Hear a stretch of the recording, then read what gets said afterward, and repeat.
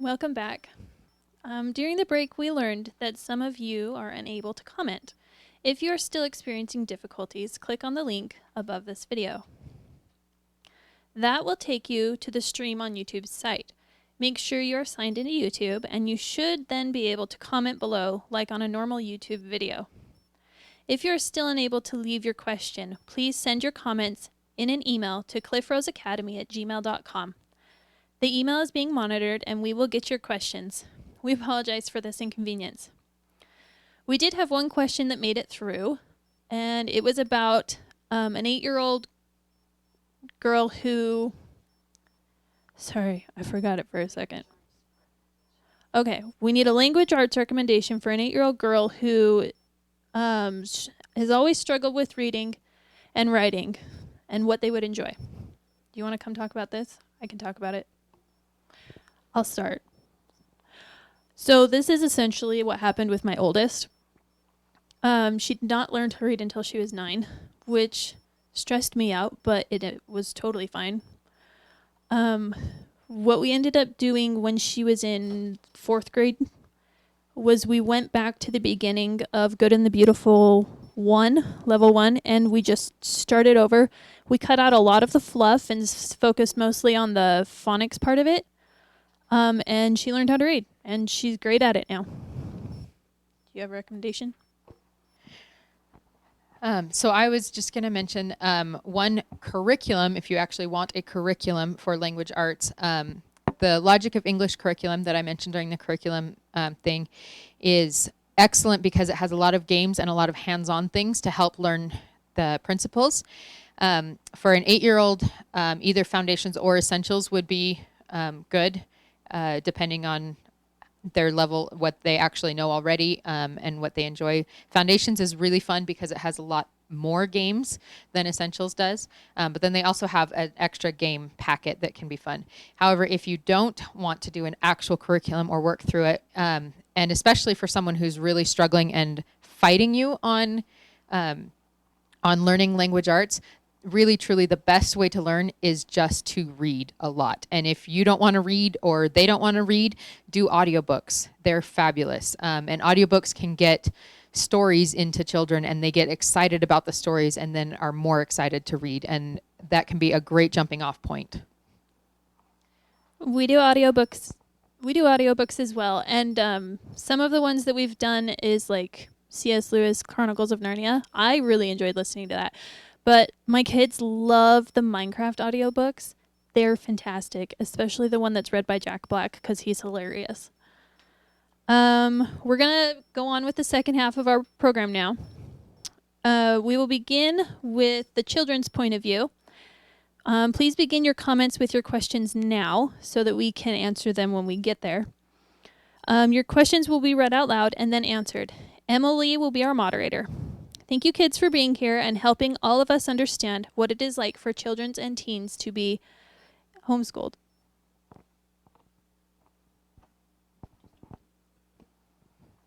All right. So, welcome, guys.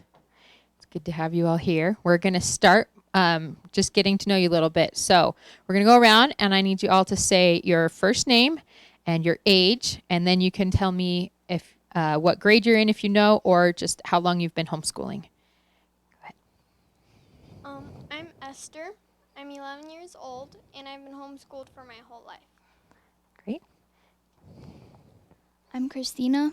I'm 13 now. I've been homeschooling on and off since normal school age. I'm Danielle. I'm 14, and I've been homeschooling my entire life. I'm Christine. I'm 13, and I've been homeschooling my whole life. I am Jacob, and I'm 10, and I've been homeschooling my whole life. I'm Joseph, and I'm turning 11 in September, and I've been homeschooling my whole life. I'm Marie. I am 8 years old, and I am in 3rd grade. I am Catherine. I am 15. I've been homeschooling my entire life. Thank you very much. Okay, first question is going to be for everyone here. Is it hard to have your parents as teachers? So let's go ahead. Catherine, let's start with you. Yes. It has its ups and downs. And yes, it is hard, but as far as I've seen, public schooling with someone you don't know as your teacher is also difficult. No, I think homeschooling with your parents is fun because you get to learn more with them than with other people. No, I don't think it's hard to have your parent as a teacher because you know them better and you can understand them more. I don't think it's hard, but having them at home always being able to help you is great. I don't think it's that easy saying. I think it might be easier for the parent because they understand the child more. So they know like how to approach other goals. I think it's 50-50. Parent has known the kid for their whole life, and so they'll understand what ways the kid needs to learn and stuff like that. But on the other hand, it gets kind of tiring to have your parent always telling you to work on stuff or whatever. So if you put it off, it doesn't work with that. I think it can be really useful, especially if a kid has a hard time with public school. Maybe they have special needs. Maybe they need something to fidget with. It can be really useful for the parent. They know them and they know how to help them and adapt. Excellent. Thank you. Okay, next question. What do you plan to do after you finish high school? Does anyone want to answer that one? Joseph does. I really want to be a game designer and developer. I want to be a mother.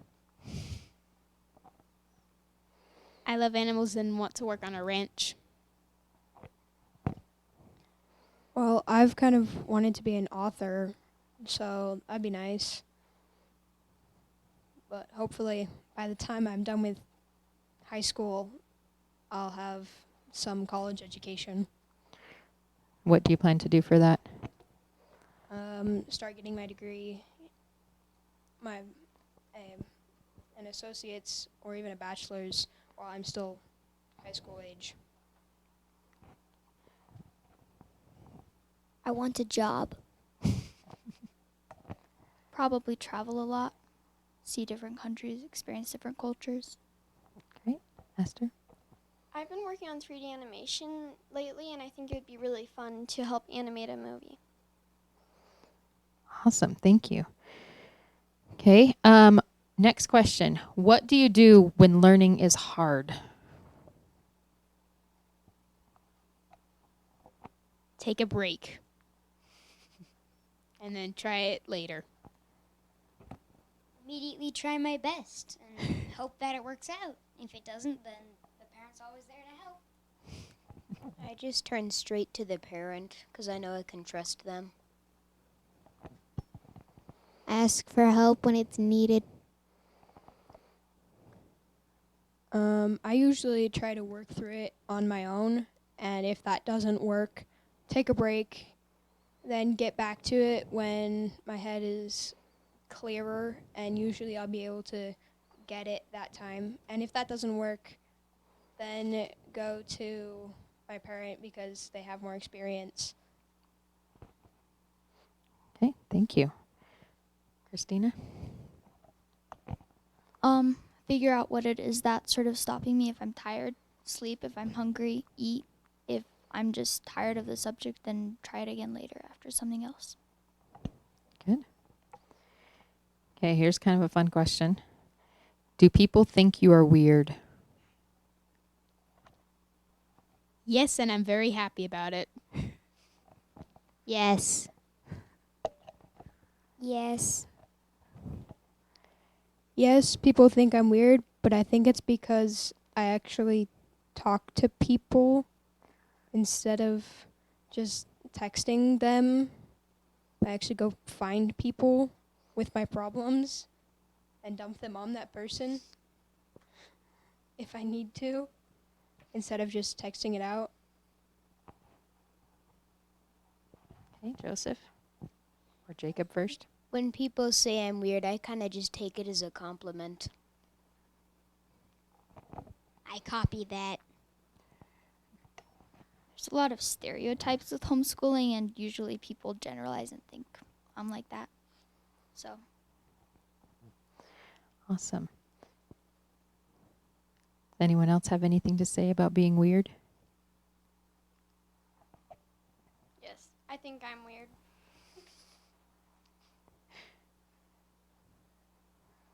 Okay. If you're so weird, since all of you said you were, how do you go about making friends? Especially if you're home all the time. everyone is different. There is no one that is not weird. So I think that computers still work. You could always go search people on your phone or on or a different kind of computer. I prefer laptops. I go talk to people. I'm not stuck at home. I kind of ignore that rule. Just because I'm homeschooled does not mean that I have to spend all my time at home. Being homeschooled gets you a lot of free time, so I'll just go and talk to people when I see people. I like to be at home a lot, and I have a lot of siblings. But I can also just go to somebody's door and ask if they want to play. It's like not very hard.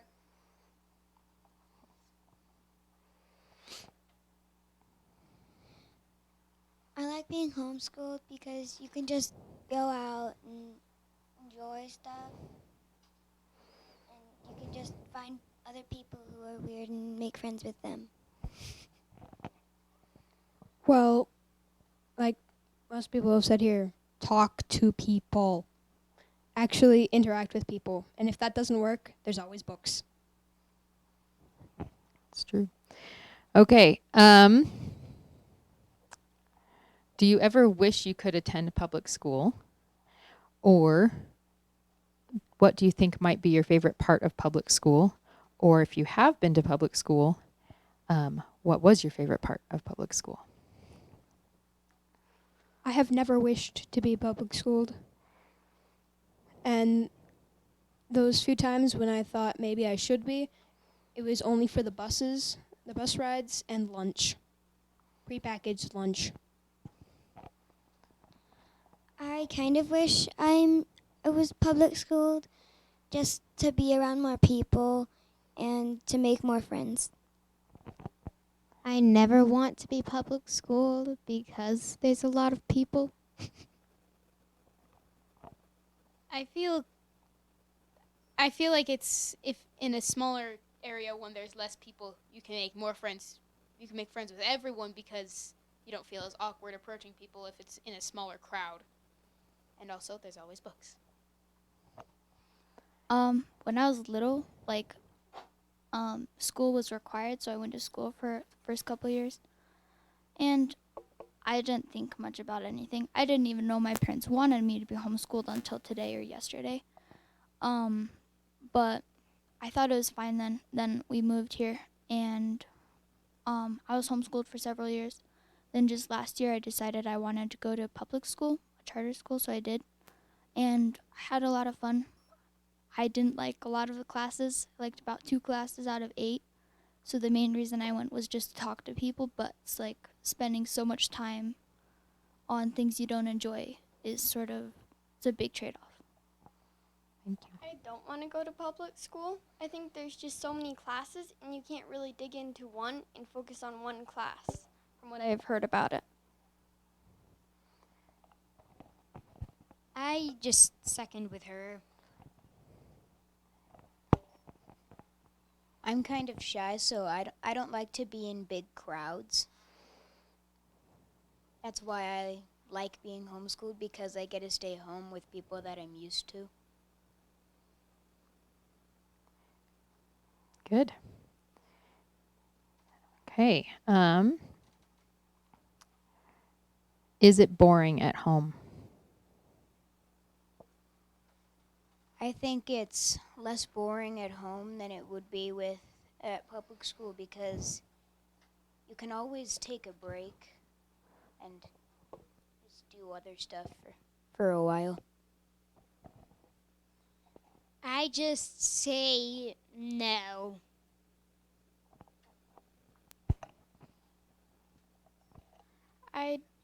I don't think it's boring at all. There's always so many things you can do at home. Like some other people have mentioned, you can always read a book. I really like reading. And there's computers, you could play a game or you could play a board game with somebody. There's tons of different things you can do. You don't have to be at home all the time. You can go to other places and do things there. And of course, there are a ton of things you can do at home.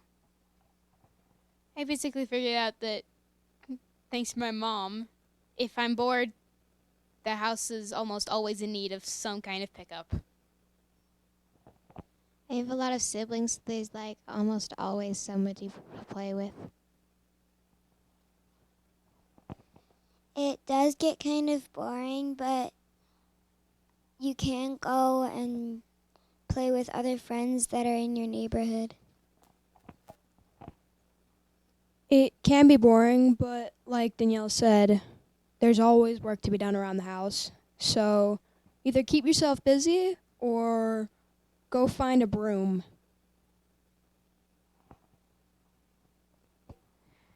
Excellent. Okay. What do you like to do in your free time? Read. Read. It depends on what time of day it is and what season it is. Like in spring or fall, I play outside, but in winter or summer, it's you do something inside. I like art. I'm a pretty good artist. I draw, I write, I read. If I can't find something, then something's wrong with the day. Something's wrong with my attitude about the day. It sort of changes like week to week or month to month, and that's sort of what is nice about homeschooling. You can just try out whatever you like and go into it for as much as you want. I like reading a lot too, and I have a little brother, and it's fun to play StarCraft with him. Also, my mom's really supporting, and I do climbing, and whenever I want to go, then she's willing to take me. I like going on the computer. I found some pretty neat coding games. They're pretty awesome. You can search online for those if you want to. During my free time, I either like read, write, or just go outside and enjoy the nature. Okay, a lot of you have mentioned reading. What are your favorite books to read? I have multiple series that I like reading, so there's always something to read. I just started the Grey Griffins series. They're pretty awesome. Love the Hunger Games series and Dystopians. I read a lot of series, but I think my absolute favorite is all the Wings of Fire ones. I really enjoy Ranger's Apprentice. Artemis Fowl is a great one. Harry Potter, and I'm working on getting into Lord of the Rings. Beyonders. Harry Potter and Fablehaven. I could go on forever about this, but one that I'm reading right now that I'm really enjoying is Les Mis. Also read Lord of the Rings, Hunger Games, Harry Potter, Artemis Fowl, Fablehaven, Beyonders, The Hobbit. The list goes on and on for like forever. Okay. What do you not like about homeschooling? Christine wants to start that one. The noise. You get kind of bored with being around with your siblings, and like just the noise. I do not like the constant chaos. My siblings drive me nuts a lot of the time. Other times I'm fine with them, but it's mostly the noise, yeah. Yeah, all my siblings are loud. We have like a loud young kid who's like 4, and then we have a baby, so there's a lot of screaming a lot of the time. So I'd say that's the biggest downside. I can't think of anything that's bad about homeschooling. I don't really like the noise, and sometimes it gets frustrating because you have to just keep doing the same thing over and over and over and over again. What same thing do you do over and over again? Well, it's like on the computer there's times attack, and it's like if you get one thing wrong versus a main bad guy boss thing, you just gotta do it over and over and over again. So you don't like the drilling. At all. It gets a little boring and annoying because the teacher is always telling you to do things that you get wrong, and you just want to get over it and do the next thing.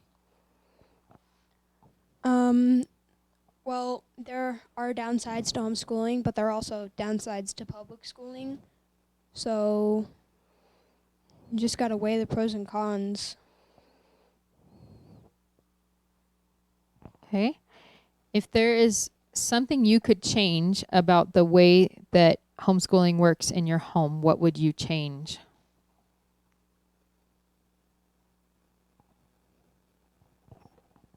I would want a lot more outside time, and I want a dog, but Mom said no.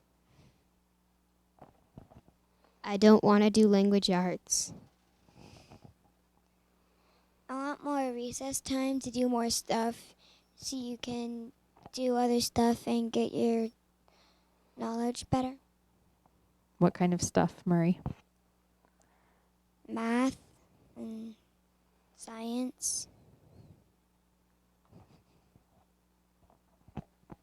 I'd probably want a lot more math time. Mostly no, except for I'd like to go on the computer more so I can do more coding.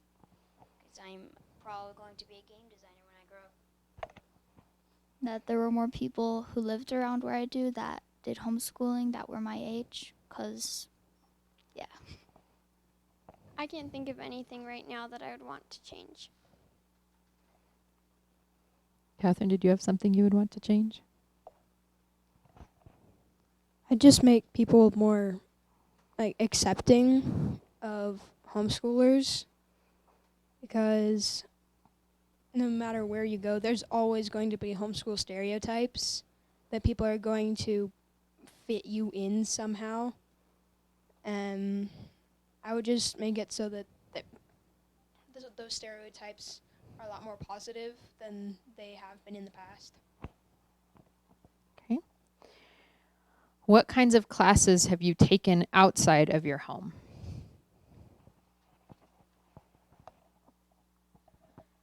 I did climbing, and I'm doing climbing in 3D animation. I've also done gymnastics.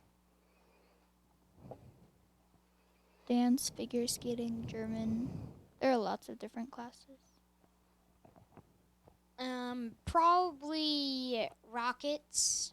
I have done a rocket engineering class. That was fun. We go to a homeschooling group, and we do a lot of things there. One of the classes that I did there was Mad Scientist. What did you do with Mad Scientist? Well, one time we just took a whole bunch of electronics and tore them apart. Any other stories you want to tell from that? One time we just took wooden pieces and wooden dowels and just made a suspension bridge. Carrying apart all sorts of electronics is the funnest thing I've ever done in my life. I'm doing horseback this year. I'm doing drama and speech and debate. I'm doing a lot of classes outside home, but I'm also doing like math inside and language arts. I've done ballet and I've done a photography class. I'm doing ballet and animal science.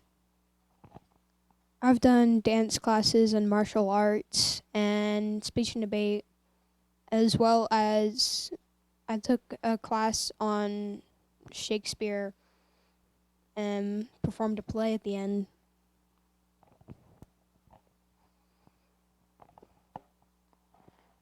Very good. Do you ever wish you could attend public school? Thought we already had this question. No. 50-50. No. No. Heck no! I'd say no because I like being around my family more. I think I already answered this. No.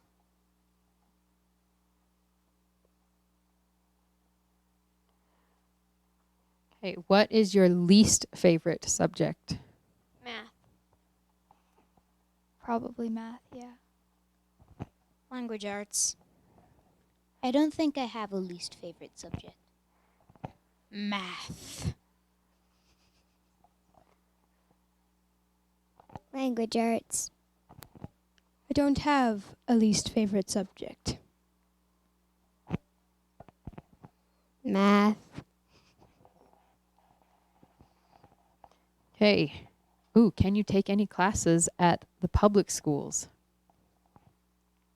Yes. I mean, technically, you can. You do have to conform to the school schedule. If it's like an AB schedule, then you have to go on your specific day. You cannot like fill in on a different day if you can't make it. You have to go to your class days. But yes, you can technically take classes at public schools.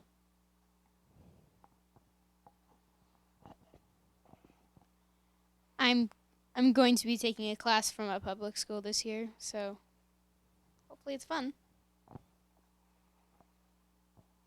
I could, but I don't want to. It's an option, but I've never done it. Okay, so I'll go ahead and take a second to answer that one too. We use a program, a charter school program called My Tech High, and through My Tech High, junior high and high school students can take up to 2 classes at their local school. So they can do orchestra or band or choir or art or machining or whatever, as long as it fits into their My Tech High schedule. Okay, next question. Can you take sports in high school? Catherine wants to answer that one. I would say I have no idea, but honestly, I know we can take sports in homeschool. Yes.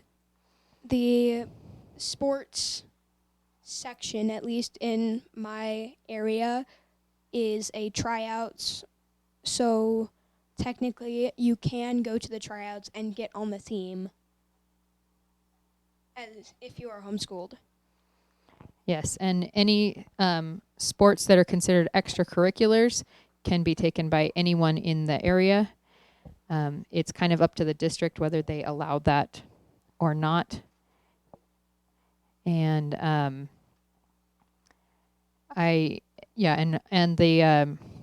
sometimes there's grade requirements for being on a certain team, and children do that at home, so their parents fulfill the grade requirements. Okay, next question. Can the kids take seminary? Yes, I take seminary at the local high school. It's pretty great. I am going to be taking seminary at the local high school, and I'm hoping it's going to be great. Yes. There are actually... Oh, Christina, did you want to say something? Yeah, I'm pretty sure you can. Gonna be taking it next year, I think. There are a couple of different homeschool seminary classes in the area that don't alternate with the AB schedule like high school does. And if we talk to more seminary buildings and seminary principals, we can open up more of those options. For now, there are a couple homeschool class options, or like Catherine and Danielle said, they're just going to the local high school and taking seminary.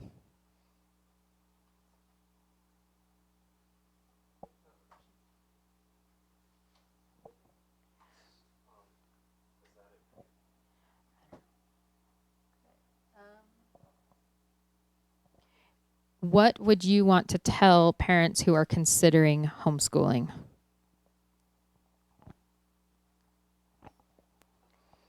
It's a long and difficult journey, but it's worth it in the end. It's fun. It depends on if you know your kids well enough. It's a rocky road, but it drives you home. It doesn't have to be school in your house. It can be whatever you want it to be.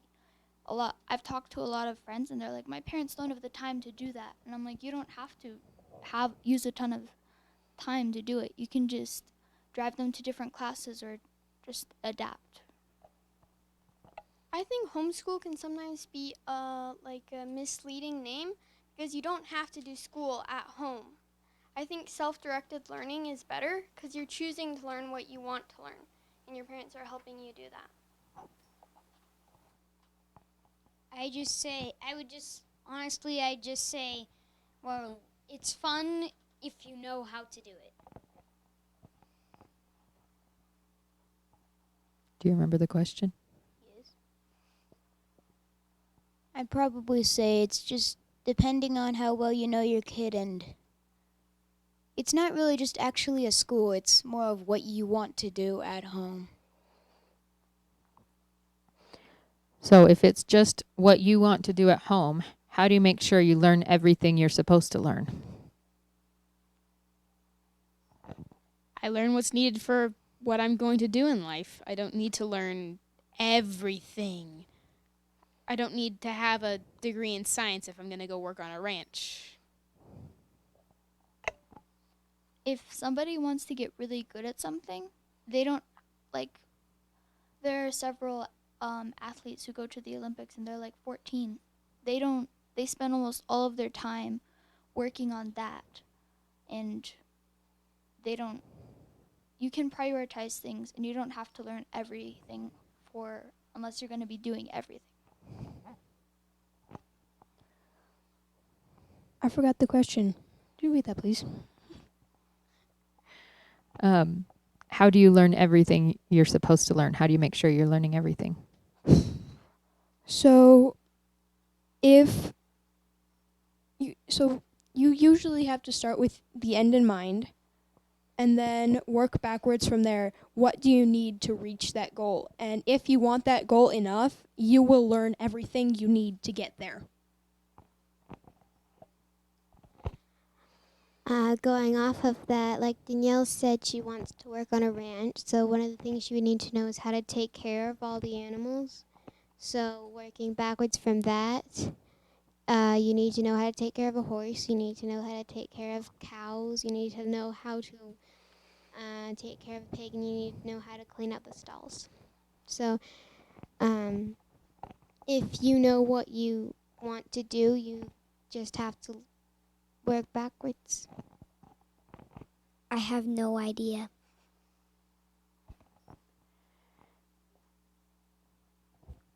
Okay. Do you have a story you want to share about how you learned something that you didn't know before? My dad took about an hour one day to get me to understand how a negative times a negative equals a positive. I didn't get it. I hate math, but he got me there eventually. So, when I was about 6, I did not want to complete the reading lesson I was assigned because my mother was new to homeschooling, and so it was basically school at home. And so I stormed out of the room. There were piles of clean laundry on the floor. And I spelled out on the floor with that clean laundry, "I will not read," in perfect English. My mom decided that I had had enough reading for the day.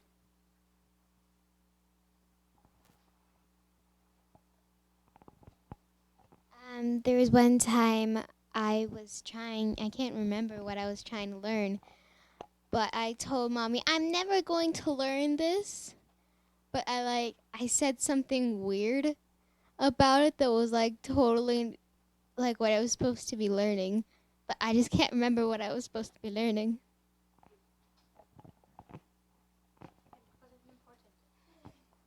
When I was about 5 years old, I learned how to spell sun.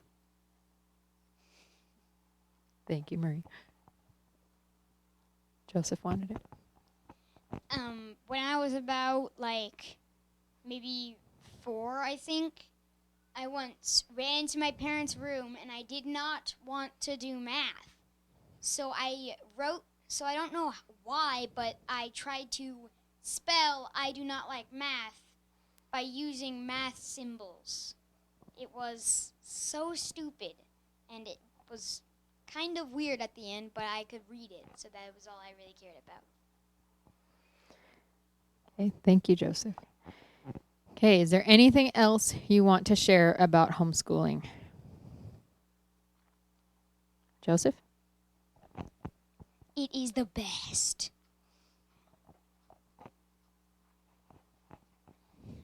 Like I said, it is a long and difficult road, but it is worth it in the end. And one thing to keep in mind is that to make it work, you need to understand your student or child, and you need to let them understand you.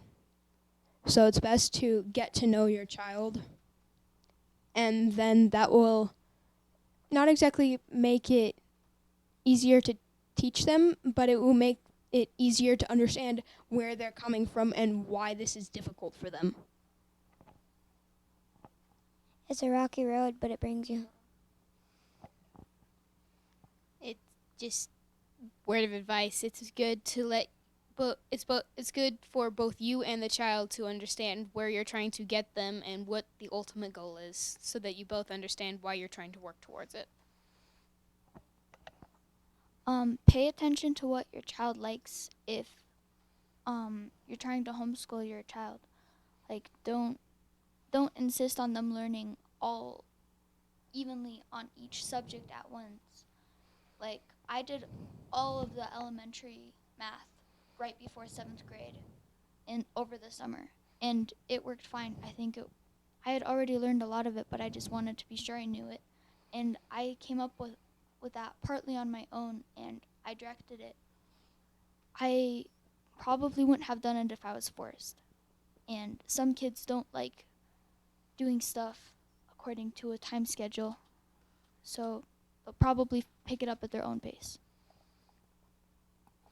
Very good. Christine? There was one time I did jazz, and I really wanted to do ballet because it was I thought it was better than jazz. So at the end of the year, when I finally did my jazz rehearsal, I said to, I think, my sister, I want to do ballet next time because jazz is not what I want. Okay. Next question. What are your favorite programs to use for each subject? Okay, so this one, the programs change depending on how old you are and what you enjoy. So our favorite programs are not going to be your favorite programs. They might not even, they probably won't even work the same way for you as they have for us. But with that being said, one of my favorite programs to use for my English has just been reading. Just read. Like for math, I'll do basically whatever as long as you give me the facts, which is not that's not what a lot of people like. I prefer straight facts. Give me the facts and I'll figure it out eventually. What's your favorite math program, though, that you've used? Oh, so many math programs. What grade are we going here? Right now, what do you use right now that's your favorite? I use CTC Math, which is an online math program. It does the job and it gives me the facts. So I've learned with that. For math, I use Times Attack.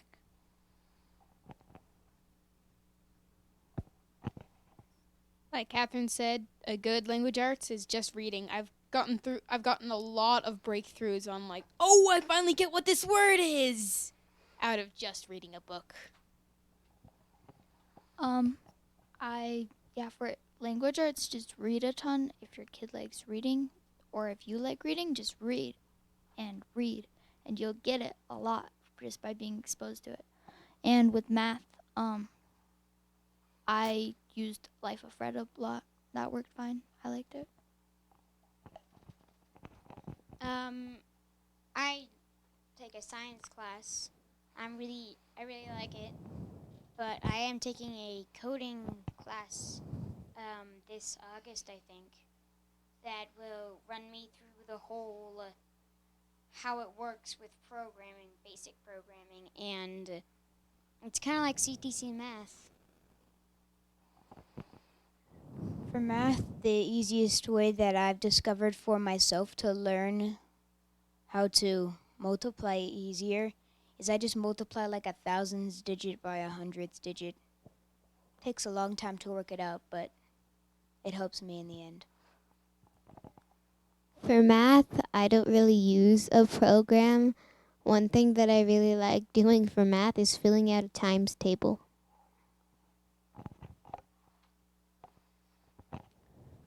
I've been doing typing a lot, and I've been using typing.com for it, and I think it's useful. I've been able to get to 60 words per minute in QWERTY, but then I decided to change to Dvorak because it's optimized for speed. I haven't gone back to 60 words per minute yet, but I'm still working on it, and I think it's a good place to learn how to type good. Very nice. Okay, how about history curriculum? How do you guys learn history? What programs do you use? I've read several books, and my mom, she reads to my brother, like it's like the story of the world, and I overhear. And I've also read some books called 28 Days, which helped me understand like the genocide in Germany with the Jews, and Every Falling Star with North Korea. For I've done Shakespeare, which was awesome. Which I got a lot of history out of that, especially my second year doing it. And then I also did Key of Liberty, which was really fun. It got all of the Declaration, the war, Revolutionary War, all that stuff. It was great. I loved it. I did Shakespeare as well, and I thought that was really fun. I learned a lot, but most of the time I just asked my dad for certain things, or my mom, if I need to know something right then. Read. I also took the same Shakespeare class they did, and that got a lot of English history in, and I took the Key of Liberty class, which was American Revolution, and I also took a Civil War class that taught me about the Civil War and I was able to see it from both sides, and I also took a World War II class. It was pretty in-depth. And while I've been reading Les Mis, I've been learning more about the French history. And so just read. Esther has a comment. I read the Percy Jackson books a lot, and a lot of different books by Rick Riordan. like the Kane Chronicles, and they have a lot of useful information about like the Romans and different history of their races, their tribes. Thank you. And just ask your parents. I talk to my parents a ton about that stuff. Awesome. Okay, next question. Will you receive a high school diploma? Catherine has an answer. So, from what I've seen and stuff, only if you register your classes for like school credits. We don't really get high school diplomas, but that is not exactly necessary to get into a college if you want to. I mean, if you want it for sentiment's sake, then, like I said, you can register your classes for high school credits to get your diploma. So you can take accredited classes for the diploma. Yes. So what are you doing instead of a diploma? I'm starting college. And what are you doing to start college? I am taking Snow College's mastery-based program, which I can take it at my own pace, and after I finish that, I will get an associate's degree. So I don't actually feel like I need a high school diploma. So Good. There are programs that homeschoolers can go through to earn accredited credits and get their degrees, but most do not. Is that all? All right. I believe that is all. You guys have been wonderful. Thank you so much for sitting here and chatting with me today. And we're going to go to a break now.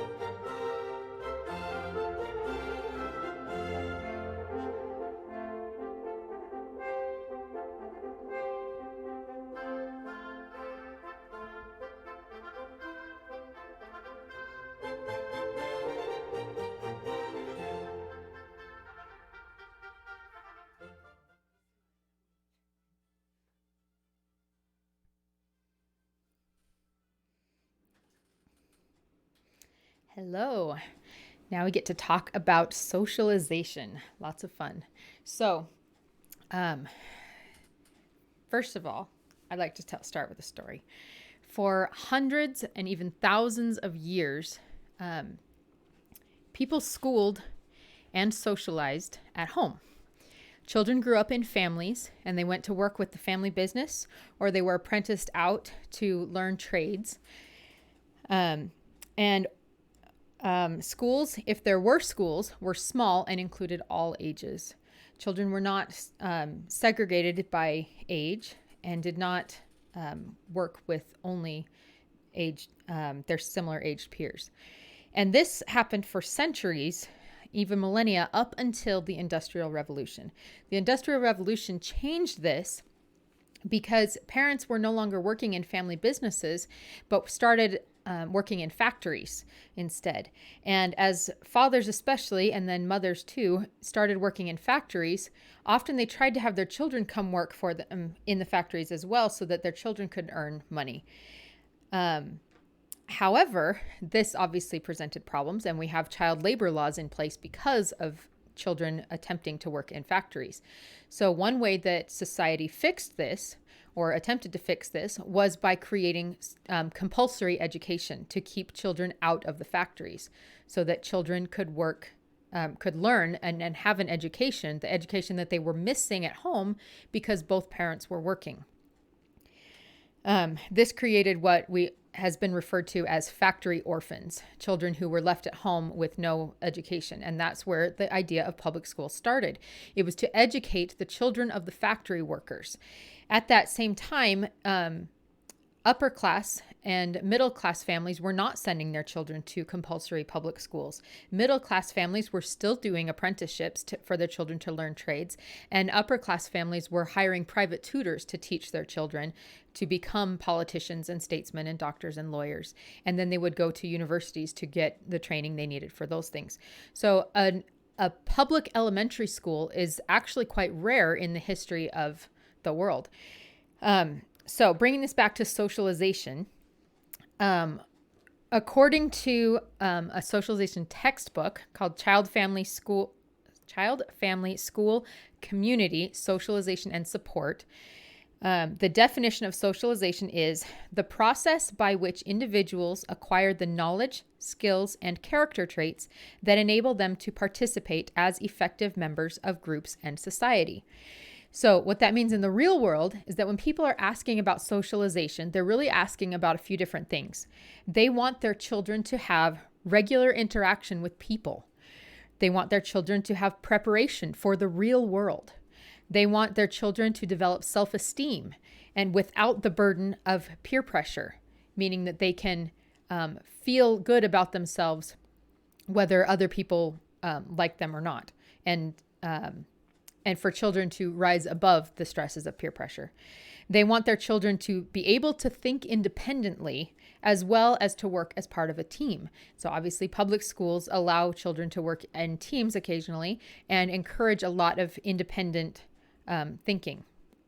And they want friends to hang out with. This is probably the most important that I hear a lot, is that parents are wanting their children to have friends. And some of this comes back to our own childhood. I was public schooled. I went through all public school and public high school and then a private college. And all of my friends I met at school. There's pretty much no one else that I played with and that I hung out with that I didn't meet at school. And so as parents, sometimes we think, oh, well, we want our children to have friends, the same types of friendships that we had growing up. But if they don't go to school, how are they going to meet those people? So that's often the trickiest to handle.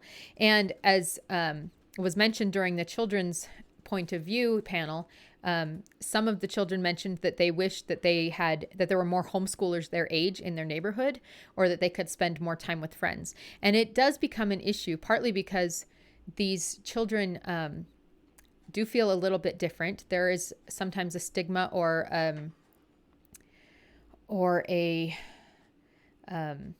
stereotype surrounding homeschoolers, and they sometimes feel a little excluded from public school circles. And this isn't just because they're not attending school. It's just because of the because of the prejudices against homeschoolers. And it's also difficult when we do get homeschooling groups together, as we are trying to facilitate friendships with our children. Or for our children, we often get families together that are from a wider geographical area, and it's hard to maintain more long distance friendships. So to get your children to accomplish these 5 goals that I mentioned, to interact with people, to prepare for the real world, to develop self-esteem, to think independently, to work as part of a team, and to have friends to hang out with, there's some questions I want you to kind of ask yourself as we're going through this a little bit. First question is, who do you interact with on any given week? If you're thinking about your typical week, who do you interact with? And do your children observe these interactions, or do they interact with people as well? For me personally, I go to the doctor's office. I go to the grocery store. I see cashiers. I call people on the phone to set up appointments to get my lawn care taken care of. I meet with other moms at the park and we talk about different things. There's lots of times where I am interacting with other people, and obviously less so with COVID, thankful, which is kind of sad. But I interact with people on a daily or weekly basis.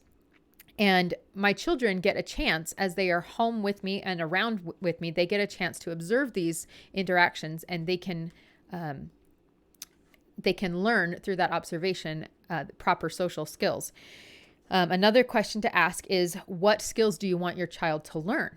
And then sometimes a harder question when you start to say, well, I want my child to learn how to talk to people at the grocery store and just randomly bump into people and start a great conversation. I want my child to be able to do that. Sometimes it's hard, but we have to look at ourselves and say, can I do that? Is that a skill that I have?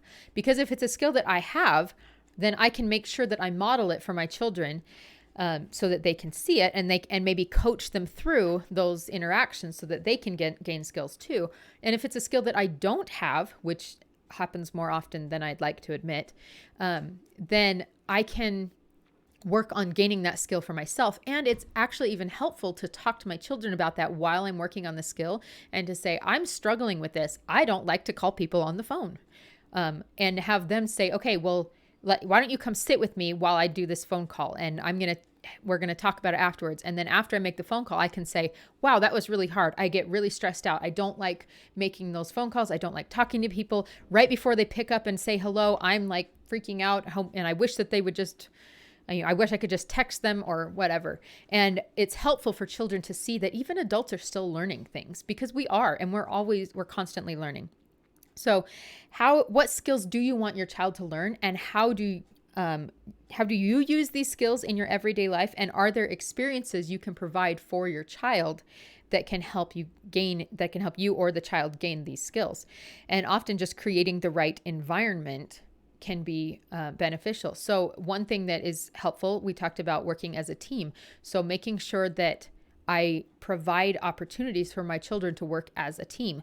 We do have a large family. I have 11 children. So we work as a team a lot in our home, and we have teamwork time where we're cleaning as a family, and it's a whole family work. And I don't care that you didn't get out the Duplos, and I don't care that you weren't the one that spilled the oatmeal on the floor. Everyone is working together. We are a team, and we all succeed together or we all fail together. And if I didn't have a large family, I could still provide that opportunity either through recreational sports, which people like a lot, or through or just through classes in the community. There are so many community classes available now that we can enroll our children in, that they can have time to get to know other children and get to learn to work with other types of personalities more than what they just see in our home. And that's why even in our family, where we do a lot of teamwork at home, we still provide out of the house opportunities for our children to learn and grow from other personality types. The next question to ask is, who do you want your child to become? Are there mentors or good examples that you can have your child spend time with? If you want a certain quality in your child, or you want your child to become a specific type of person, is public school the best place to send them for them to learn that skill? Often, one of the reasons that I chose not to send my children to school early on is because I was nervous about sending my 5-year-old into a classroom with 20 other 5-year-olds and only one teacher. There is simply not time or energy, or it's not possible for the teacher to catch all of the social inadequacies of 5-year-olds and to redirect them properly. So instead of a 5-year-old learning how to be an adult and learning qualities of a good mentor, they're learning the qualities of their peers and other 5-year-olds who also don't understand what really is going on and how really they should be interacting. And so as they get older, as they solidify their own personal values and things, they have more chances to experience classes and classroom situations and still hold their stick with their own values, and they can learn to watch their mentors instead of their peers. And yes, we do want our children to have playmates. So what other venues can you use to facilitate friendships for your children? Do your children need friends that are their exact same age? Do your children need friends that are the same gender? Do they need friends that are just in the neighborhood close by? There are lots and lots of different ways we can facilitate friendships. I have children that are in high school that are asking for play dates with their friends, and all they really want to do is be dropped off at a So-Delicious for an hour and hang out and chat with their friend. And I have other children who just want to go out in the cul-de-sac that we live in and play with any of the other children that are in the cul-de-sac, regardless of age or gender. And I have children who are asking to bike to a friend's house so that they can hang out and play games or whatever. And all of these are valid ways to build friendships. And sometimes it does take us a little bit outside of our comfort zone. But I think even when we're sending our children to public school, we still need to make time for our children to have friendships. And it still takes time for us as parents to set up play dates and things outside of school hours, because even during school, as some of the kids mentioned earlier, during school is not always the best time to play with their friends. They just meet their friends and spend time with their friends, but they're not actually getting to enjoy the time, and they feel like they're wasting some of the time with their friends. And I wanted to share, there is a book that I have really enjoyed called Hold On to Your Kids. And the subtitle is Why Parents Need to Matter More Than Peers. And there will be, in one of the handouts you'll get, there will be an image of that book. But it's an excellent book because it talks about how peer pressure is a real thing and can be pretty dangerous sometimes. And we need parents and children as they are growing, they need mentors who have already been where they are and who have grown past it to help guide them through the trials that they're going through.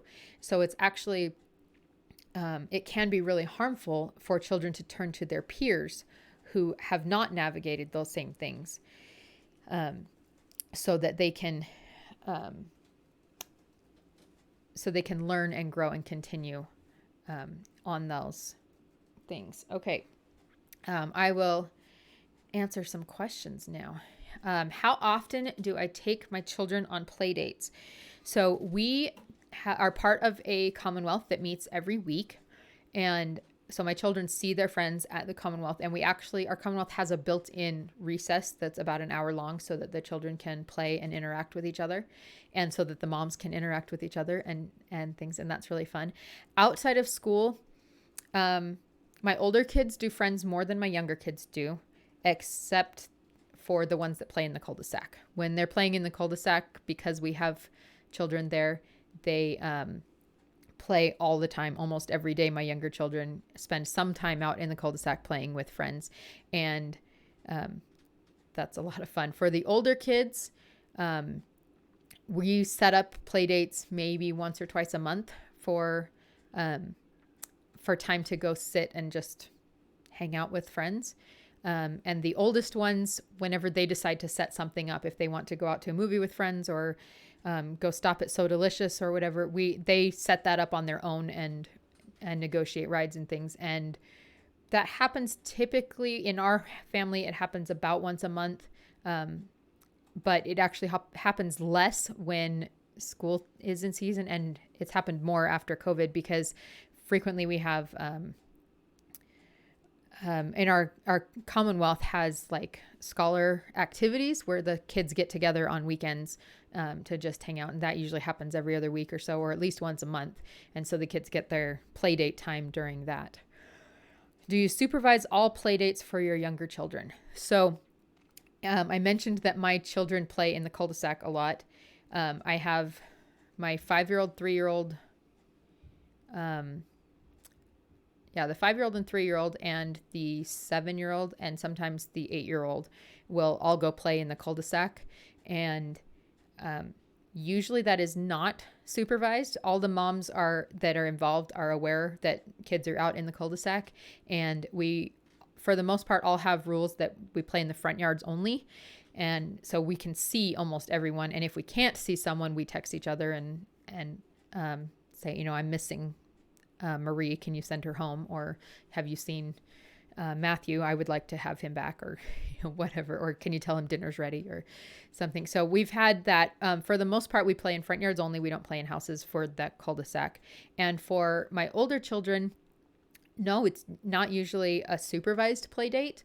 It's usually I'm sending my child home with another parent to go back to their house, and then I'll come pick them up later or something, either before or after another activity. When we do carpools a lot, we will often say, well, I'll just pick her up an hour later, and so you can hang out and play longer. Or I'll drop off my one daughter and pick up your son and take him to his thing while my daughter plays with your daughter. And we do a lot of things like that in the community that we're part of. And in my neighborhood, the moms that we're with, I trust really well.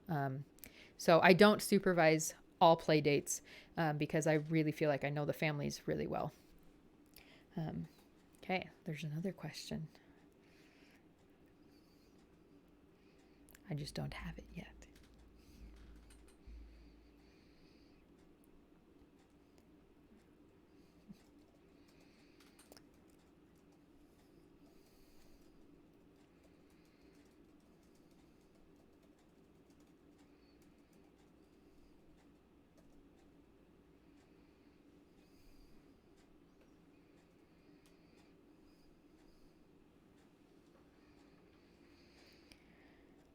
Okay, do you think just watching your interactions is enough? Is there more? Oh, there's more to that question.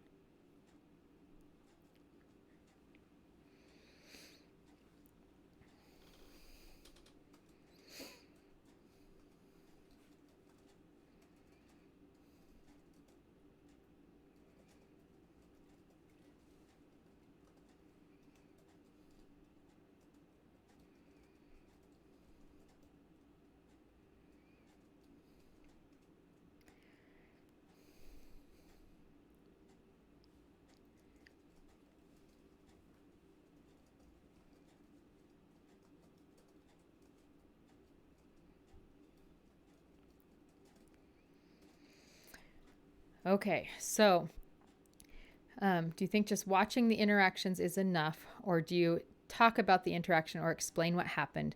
Can you break it down so we can replicate it? So this is actually a really, really good question and gets me really excited because there is a Thomas Jefferson education principle that I use all the time in our homeschooling. We use it everywhere. It is, in my opinion, the key to great education. And it is the principle of debriefing. And we debrief everything. So yes, we talk about everything. We talk about every interaction, and we go through, there's 4 main steps that we talk about, and we don't do it in this exact same order every time because it usually ends up more organic. But first we talk about what we did to prepare for that interaction. Like, was it just a chance encounter, or was I taking notes before I made the phone call? those kinds of things. We talk about what I did to prepare for it. Then we talk about what went well with that interaction and what didn't go well with that interaction.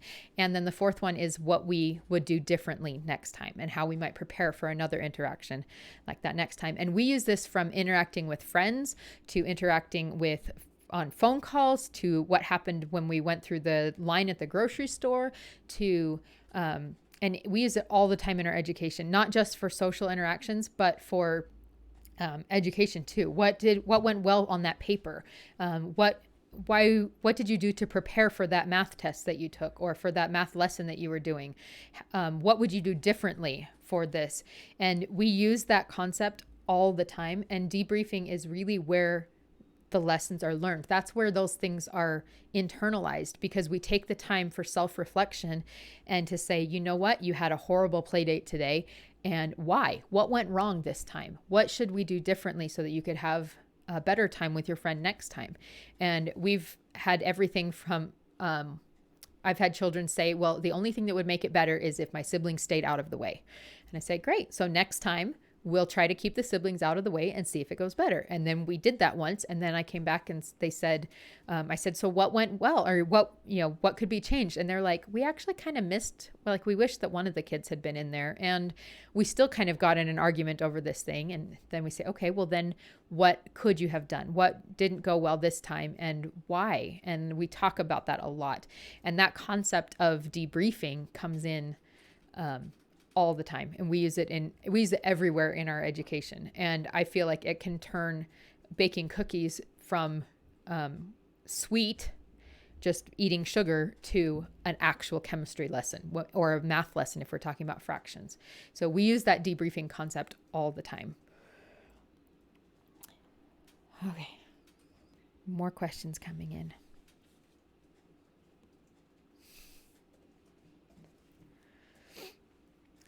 Okay. Is there any way to help our kids not be the weird kid? If you're watching the kids panel, they all consider themselves weird, and they're all perfectly fine with that. My daughter likes to say, somebody called me normal once and it was the worst insult I've ever received. And it's okay to be weird, but the best way for your child not to be labeled as weird is to spend time with other children, but not necessarily in time. Well, yes, not necessarily in a classroom setting, but you can get them to spend time with children in all settings. However, one of the reasons that children think that other children are weird is because they don't do the same, they don't follow the same social protocols of a third grader. So third graders tend to like potty humor. And if your child doesn't like potty humor because that doesn't fit with your family values, and your child knows that and hasn't been exposed to potty humor as much, then other children might think your child is weird because they're not engaging in potty humor. That doesn't make your child actually weird. It just means that they are different. But different isn't always bad. Sometimes it's good. Sometimes your children can be an example to others and say, you know what, that's not really a funny joke. Although there are some really funny potty humor type jokes out there. But no, so weird isn't necessarily always a bad thing, because it doesn't always mean that they're socially awkward. It just means that they're different and they have different values and they've learned things differently, and they're not part of the same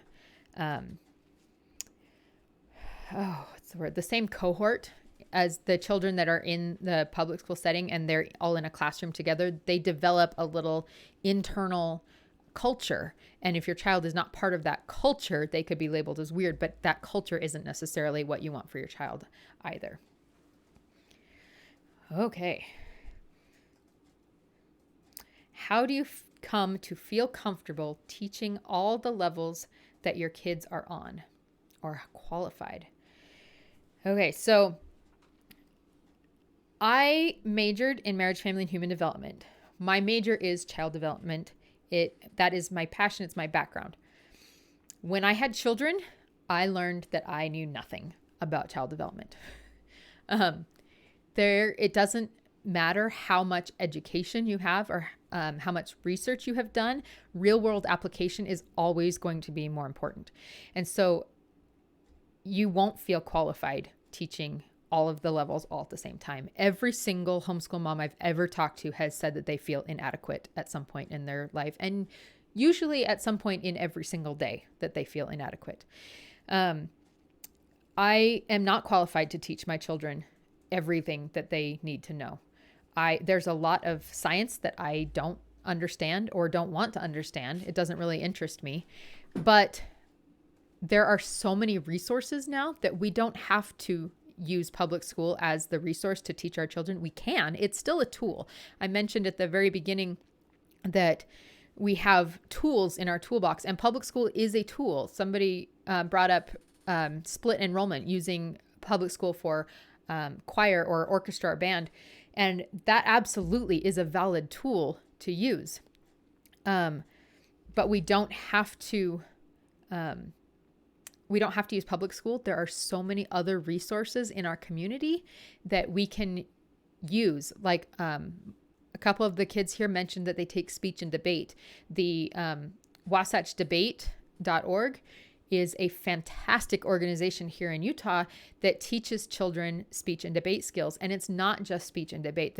The teacher there is a mentor, and he is fabulous. He teaches these kids to research, to actually find good, true sources. He gets them to challenge their thinking. He gets them to write speeches, written down speeches that can be 10 or 15 minutes long that they have to memorize.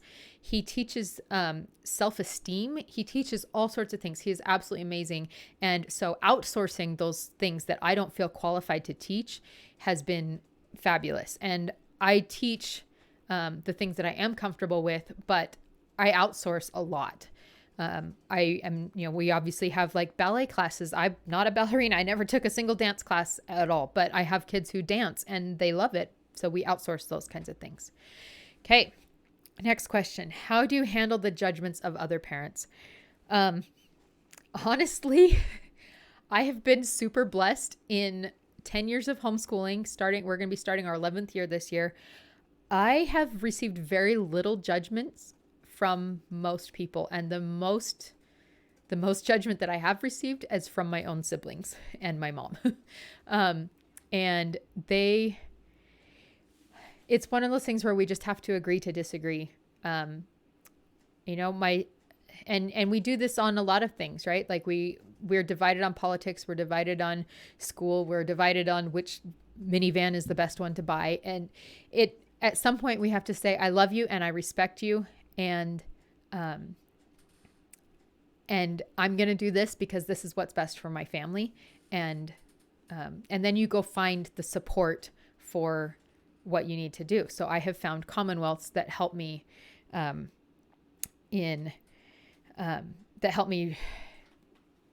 find the support that I need so that I can brush off those judgments.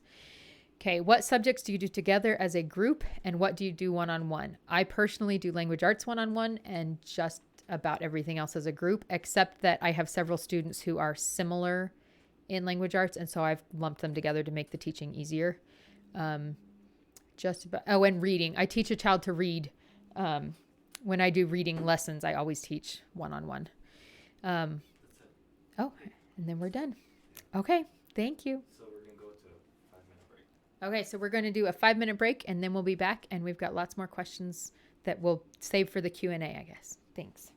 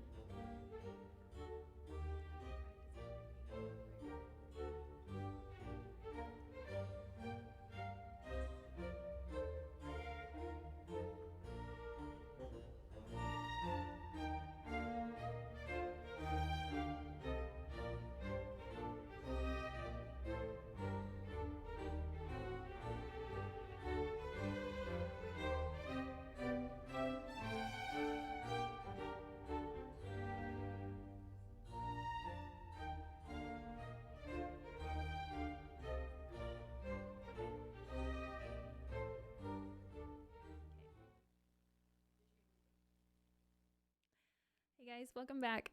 So during while we're doing our presentations and the little Q&A at the end, we're going to try to keep those questions focused on what we were talking about in the presentation. And we're going to save everyone else's questions for the Q&A at 4 o'clock. So stick around for that. But keep asking your questions. It's totally fine to submit anything you've got going on in your head. So homeschooling is a huge focus on our children, and it's wonderful. But it is very important that we take care of ourselves. We as individuals are worth it. However, I understand if you don't believe that about yourself. I certainly didn't when I was going through postpartum depression. I felt guilty about having to use any time or money on myself. Thankfully, I have a wonderful husband who saw that it was worthwhile to support me in my treatment. And I'm especially grateful that I thought my family was worth me taking care of myself. That belief got me to go into the doctor repeatedly during the 5 years I was going through depression and anxiety. As a teenager and very young adult, I believed I was smart, that I could figure out any problem sent my way, and that God loved me. When I became pregnant for the first time, all of this was ripped away from me, and giving birth only made it worse. The loss of my self-worth was the most jarring and disturbing thing about going through postpartum depression. And that relationship I'd had with God, well, I couldn't fathom that He thought it was okay to put my sweet baby and my unsuspecting husband through whatever I was going through. Sure, if I needed a trial, fine, I would learn something from it. But why did it have to affect them? I had horrific thoughts about harming myself that made me shudder at their grotesqueness, and I thought about running away to save them from myself all the time. It was only the shame of abandoning my child that stopped me from doing that, but honestly, I didn't believe she would be better off with or without me. I knew that in leaving her, she would have serious abandonment issues, despite my belief that her life would be better off without me. I couldn't keep up with the huge demands and responsibilities that becoming a parent drops onto your shoulders suddenly. It was so overwhelming that I lost myself as an individual and sunk into a deep depression. That depression clouded my ability to solve problems and do basic everyday stuff.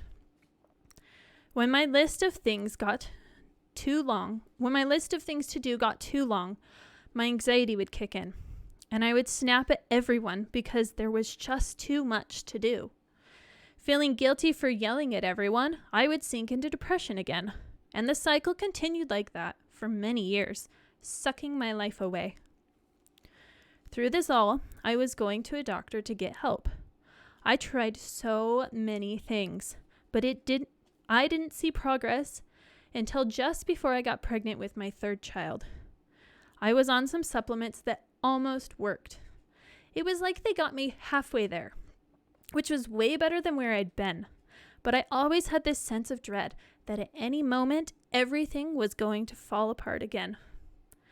During this time, I did a lot of research and found a few things that helped me to cope with my anxiety better. The first was the idea that I should do 1 load of laundry every day from start to folded and put away. I quickly realized that I needed to do at least 2 loads of laundry every day to keep up with the laundry. And eventually that morphed into what I have now, which is a system that allows me to go on autopilot and spend the time working on my laundry, thinking about problems I need to solve, and working out ways to help my children. The second thing was daily to-do list making.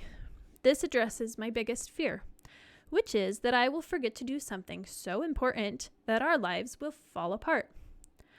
I think the reason this fear has such a hold on me is that it's based in reality. I have forgotten to do things that had serious consequences. None of them have destroyed our lives, however. I learned how to make this list from Hannah Keeley's blog. Her mission statement is to inspire and equip moms for the greatest career on earth, motherhood. She certainly helped me with that. For these lists to be helpful, they need to be small. with no more than 7 or 8 items. Next, you make them the night before. Sometimes I fudge and make it first thing in the morning. And finally, it's okay if you don't finish everything on the list. Most of the time, I only finish 5 items. This last one helps me with my depression. Rather than feeling like a failure or not finishing everything on my tiny list, I focus on all the things I was able to cross off, even if that was only half of the items. After my 3rd child was born, the postpartum depression and anxiety returned in full force. But I'd had this little respite where I could actually breathe. I knew how good it had been for me to get even halfway better. So I pursued better mental health for myself more rigorously. Only 7 months after my 3rd child was born, I found a combination of supplements that worked for me. It's been 5 years since I figured that out, and I'm still taking those supplements. I plan on taking them for the rest of my life because I am worth it. About a week into feeling normal again. No highs, no lows, just calm and peaceful. I was doing the dishes when Satan sent me a little thought that this wasn't who I really was. I responded that I didn't care. This was who I wanted to be.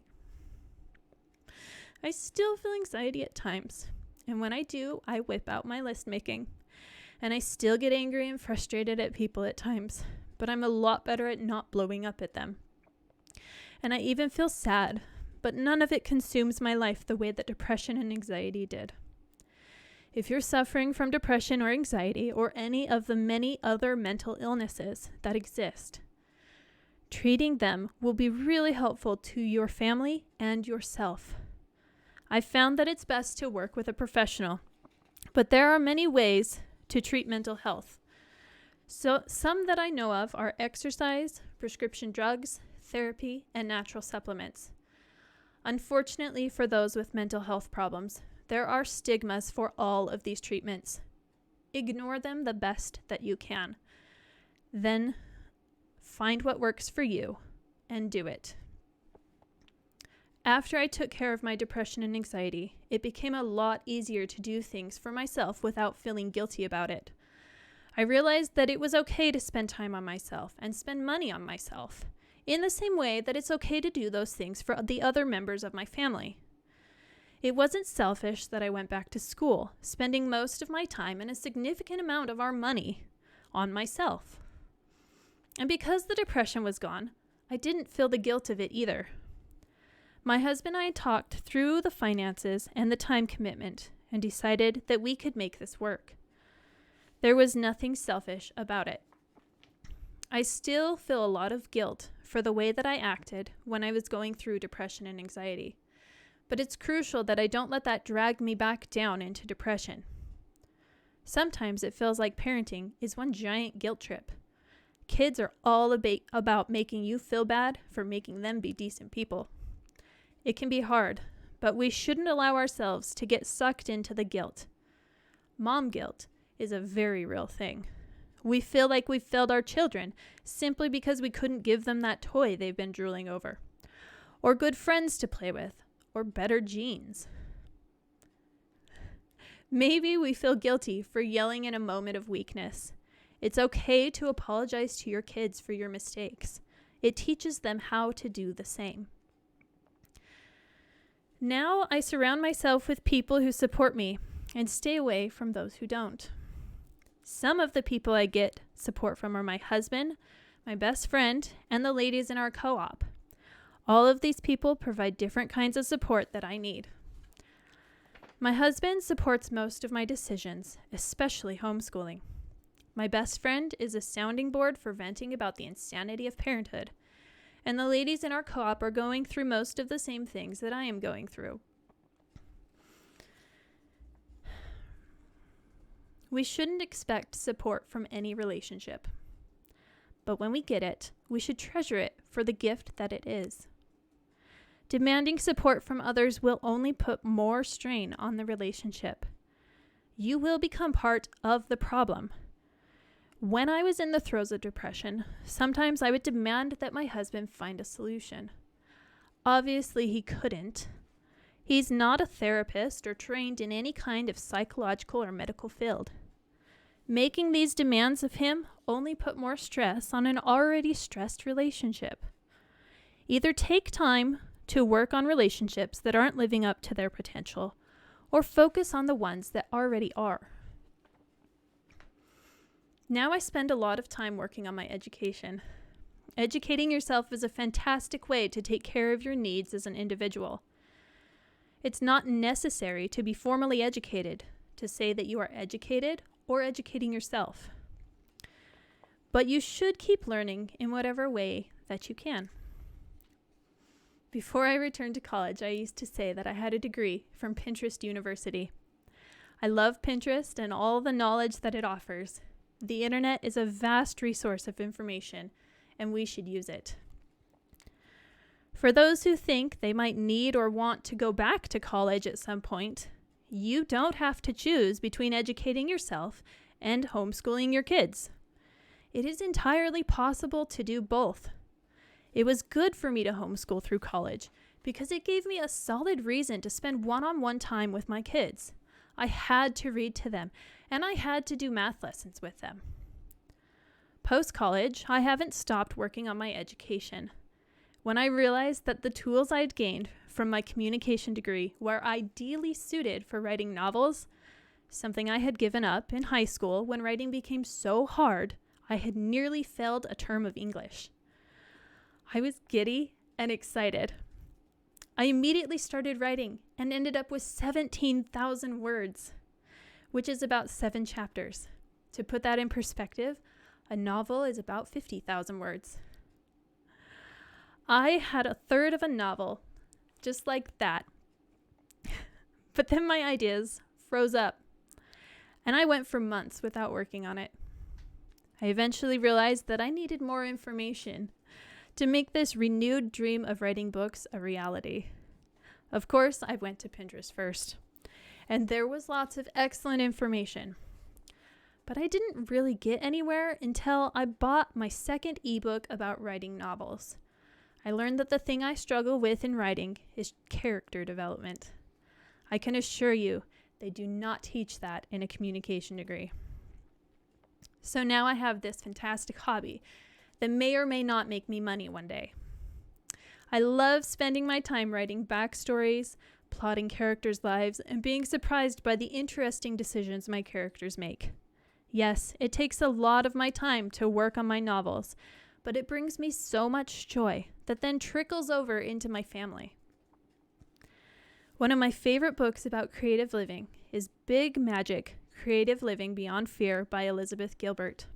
She says, "The earliest evidence of recognizable human art is 40,000 years old. The earliest evidence of human agriculture, by contrast, is only 10,000 years old, which means that somewhere in our collective evolutionary story, we decided that it was way more important to make attractive, superfluous items than it was to learn how to regularly feed ourselves. So as important as it is to feed your kids, it is just as important, or maybe even more important, to create. We can have all sorts of hobbies, and it can be wonderful to include our kids in them, but we should have something that is just our own. I do love teaching my children how to write, but they don't get to decide what my plotlines say, or my characters, or the topics I choose to focus on. Hobbies don't have to be the creative type either, though I do think everyone should have at least one creative hobby.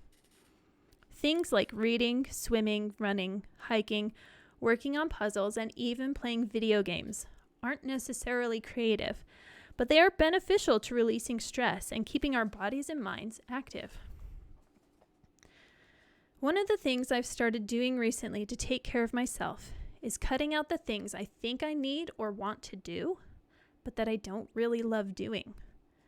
Time in this mortal life is finite, and for some reason, the thought of doing everything I want to do now when I get to heaven is just not appealing. We should not resign ourselves to being miserable out of obligation, especially when it's society's standards that we are obligating ourselves to uphold. But wouldn't that mean not homeschooling? Well, not for me, and not for you if you can figure out what type of homeschooling works best for you and your family. The thing I have dropped, however, is fighting with my kids about their education. When I first started homeschooling, I was so entrenched in this idea that they had to keep up with their public school peers, even though I knew that kids do figure things out in their own time, given the proper resources. With each passing year, I let go of a little more control over how, where, and what my kids learn. I allow the natural consequences of them falling behind their peers kick their butts into gear if it is something they care about. Another thing I've stopped doing is grocery shopping. While I do enjoy grocery shopping, I'd rather spend that time working on my books or with my kids. Instead, I do grocery pickup every 1 to 2 weeks. Saving time isn't the only perk to grocery pickup. When I run out of something at home, I can add it to my cart immediately, instead of trying to remember it while I make my grocery list or while I'm at the store. And the person shopping for you in the store will text you about what is and isn't available at the store, so you can get exactly what you want. COVID brought a whole new perk. I don't have to go inside the store to expose or be exposed to anything. There are so many things we can cut from our lives. I have a friend who doesn't spend time sorting her laundry. Because laundry detergent is so good these days, the colors don't bleed. A lot of people are addicted to social media, all the while hating the negative influence it has on their lives. We recently dropped Netflix because it didn't have anything we wanted to watch. Honestly, a lot of the things that you stopped doing during COVID probably didn't need to be done, so don't start them up again. Flexibility is one of the best things about homeschooling. And flexibility is one of the greatest things you can do to take care of yourself. The more inflexible I am, the more discord reigns in my house, and the faster I become exhausted. When you need a sick day, take it. And don't apologize.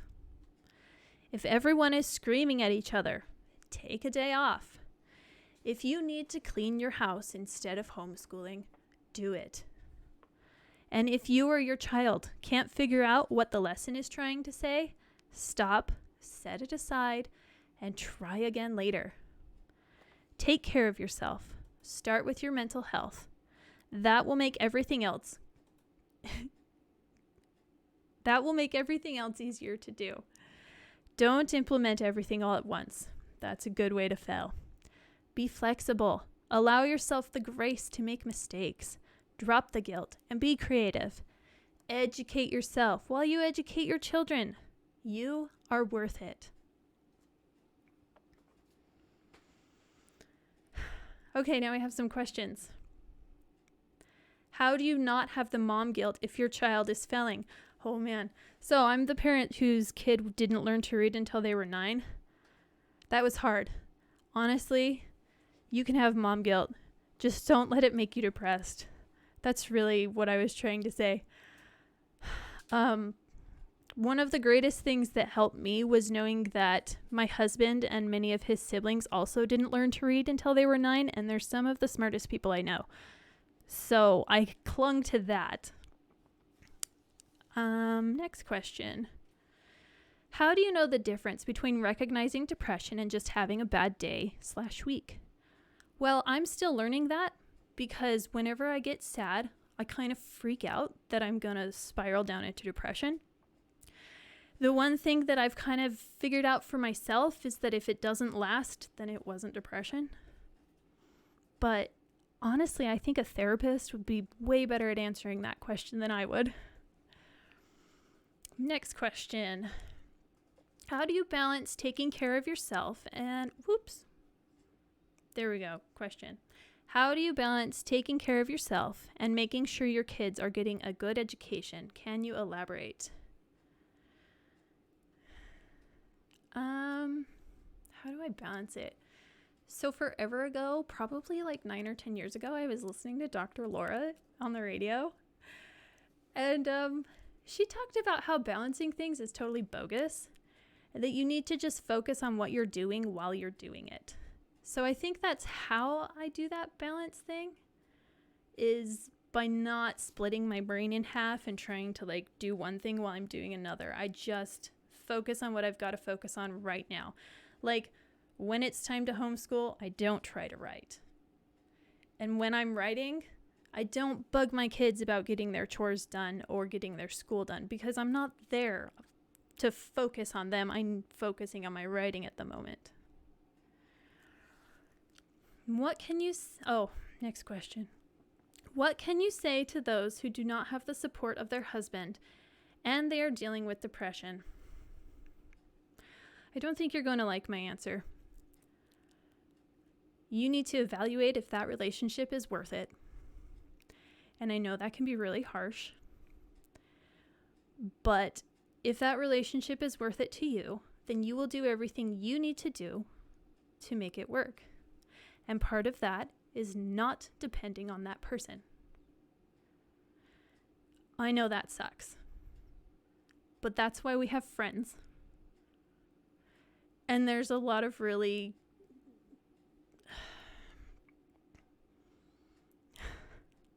women's rights, right? There's a reason women have rights now. So sorry if that's not the answer you want, but that's the answer you get. Is there any more? Okay. We're done. We're going to break for 6 minutes.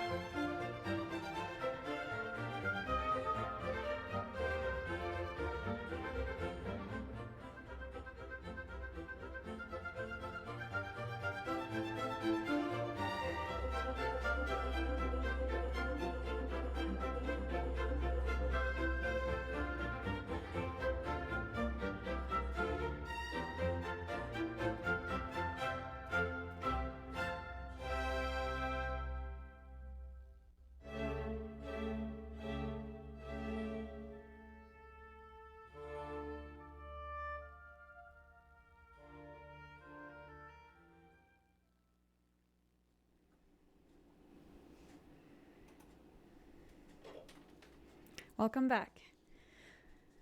Adapting your homeschool to fit your child. First of all, I want to challenge that we are in truth educating our children. All of us are on a path of lifelong learning, and of course we try to teach our children things that are valuable to us, but most of all, we try to equip them with sound judgment so that they can go forth and improve the world in their own way. The world is constantly changing, so to imagine that we can teach them all they need to know is just preposterous. Yet that is what the schools imagine that they are doing. It's an impossible task. All we can do is teach a few skills and give them as much freedom as possible to pursue their interests and connect them with resources in the form of books, websites, mentors, etc., so that they can get as far into their interests as their passion takes them. Therefore, some of the most valuable learning eventually comes when we ourselves are continuing to learn and share with our family what we are learning. Sometimes we invite them to participate in projects that we work on, or to take a class from someone that can help us learn, or to collaborate with others on a project. When our daughter started to get pretty serious about figure skating, we noted that it took a lot of time and dedication to practice and train. Of course, some serious athletes do go to school, but many need to prioritize their training at times, leaving school early or coming late. And not having the stress of fitting training to a school schedule is helpful. Why should it be any different in any other field of interest? Why should everybody need to go to one school and learn mostly the same stuff when we all have different dispositions and preferences? It doesn't make sense. And when it comes to languages and learning about your culture, I'm afraid that there is mostly one path that is taught in school. It is the majority culture and the majority language. I did not want my kids growing up thinking that we live in the best country in the world, a la North Korea. I felt like this was the sentiment in Sweden when I grew up, and I fear that it is a common message in school, here and in other countries as well. We want to think that we live in the best country in the world, don't we? If we didn't, we might want to leave or change something about our country. The main problem with having children taught culture in school is that it denies the plurality of our society. Culture becomes institutionalized, something to do to fit into school, instead of fitting into your particular family and your heritage. In no way can I claim to know all the ins and outs of giving my children two cultures. It is genuinely very challenging. We do read stories in Swedish. I teach them to sing and dance around the Christmas tree like the Swedes do on Christmas Eve. Regularly visiting the country we don't live in becomes important. One of my kids has been learning Swedish on Duolingo as well, and we do video calls to my family nearly every week. I continue to use Swedish as a secret language with the girls when we're out and about. Those stories that we read to our son is making him increase his vocabulary. We moved when he was just starting to be verbal, and it was so sad to me that he was growing up not speaking my first language, hardly at all. So that we can start to remedy that now, a few years later, is really happy to me. In saying that one education doesn't fit all, how do I know what kind of education fits my child? I will say this: observe them, make space for them to play freely. I will share a few examples of things we have discovered by observing our children. As a family, we enjoy going on hikes. We live in a beautiful mountain region of the Rockies, and on occasion we'll go on some fairly strenuous hikes together. There was one thing that stood out to us on these hikes. Our second daughter always wanted to go bushwhacking, explore the higher ground, and climb as high as she could. So when it turned out that she wasn't interested in competing in figure skating, the sport I had started her in, we had her try climbing. It was such a great fit. She has learned great technique by being in a climbing club and is still loving it. She is considering participating in a climbing competition eventually. So it wasn't a competition, it was just the wrong sport, I think. Maybe. Or maybe she just needed to get older. Our son was just a baby when it was obvious that he responded very well to music. He was not an early talker. In fact, he was a little late in reaching his milestone of 50 words. However, once he did start speaking, he was exceptionally articulate. He imitates melodies and words and sentences he hears with staggering accuracy. This is the kid that likes to play Duolingo with me. I've been studying on the Duolingo app fairly regularly, and I love languages. So sometimes he will snuggle up when I'm working on a lesson and insist on pushing buttons. I will practice a sentence and he will say some of the words as well. This is one way of finding your child's interests might look like. You do stuff together and you suddenly notice the child has an unusual aptitude for a particular learning path. What about traditional subjects? Will they learn what they need to do if I don't force them to? I use mathematics pretty much every day, and cooking especially, or in optimizing my logistics, or in keeping a budget, or in a number of games we like to play. I still cannot understand why so many people think that it is necessary to do endless worksheets with math problems. We play with math at home. We have math books, but some of the children don't like working regularly in the math books, so we just find our math problems in our everyday life. There are some math concepts that are useful for everyone, and there are some that are useful only to engineers, scientists, lab workers, accountants, statisticians, etc. From an experiment conducted in Manchester, New Hampshire, they found that less math instruction led to better understanding of math concepts, whereas more math instruction led to rigid thinking. I gather from that study that unless my child wants to work on math problems, we just let it be. And it will happen organically in their lives, such as when they are doing business. If we are interested in going into a career that uses advanced mathematics, they can pick it up when they are 12 or older even. Our world is so full of numbers that if they just live their lives, they will learn to use them. A quote from one of our math books, "English is harder than math," comes to mind. What about reading? Our second daughter didn't want to read for a long time. She seemed to struggle with the letters, as she would write everything mirrored from right to left instead. I read a book about dyslexia and figured that she had a mind that needed to think about things in 3 dimensions. We got perler beads, and she was very good at figuring out how to make various shapes with them. She made the entire alphabet with perler beads, which I ironed for her.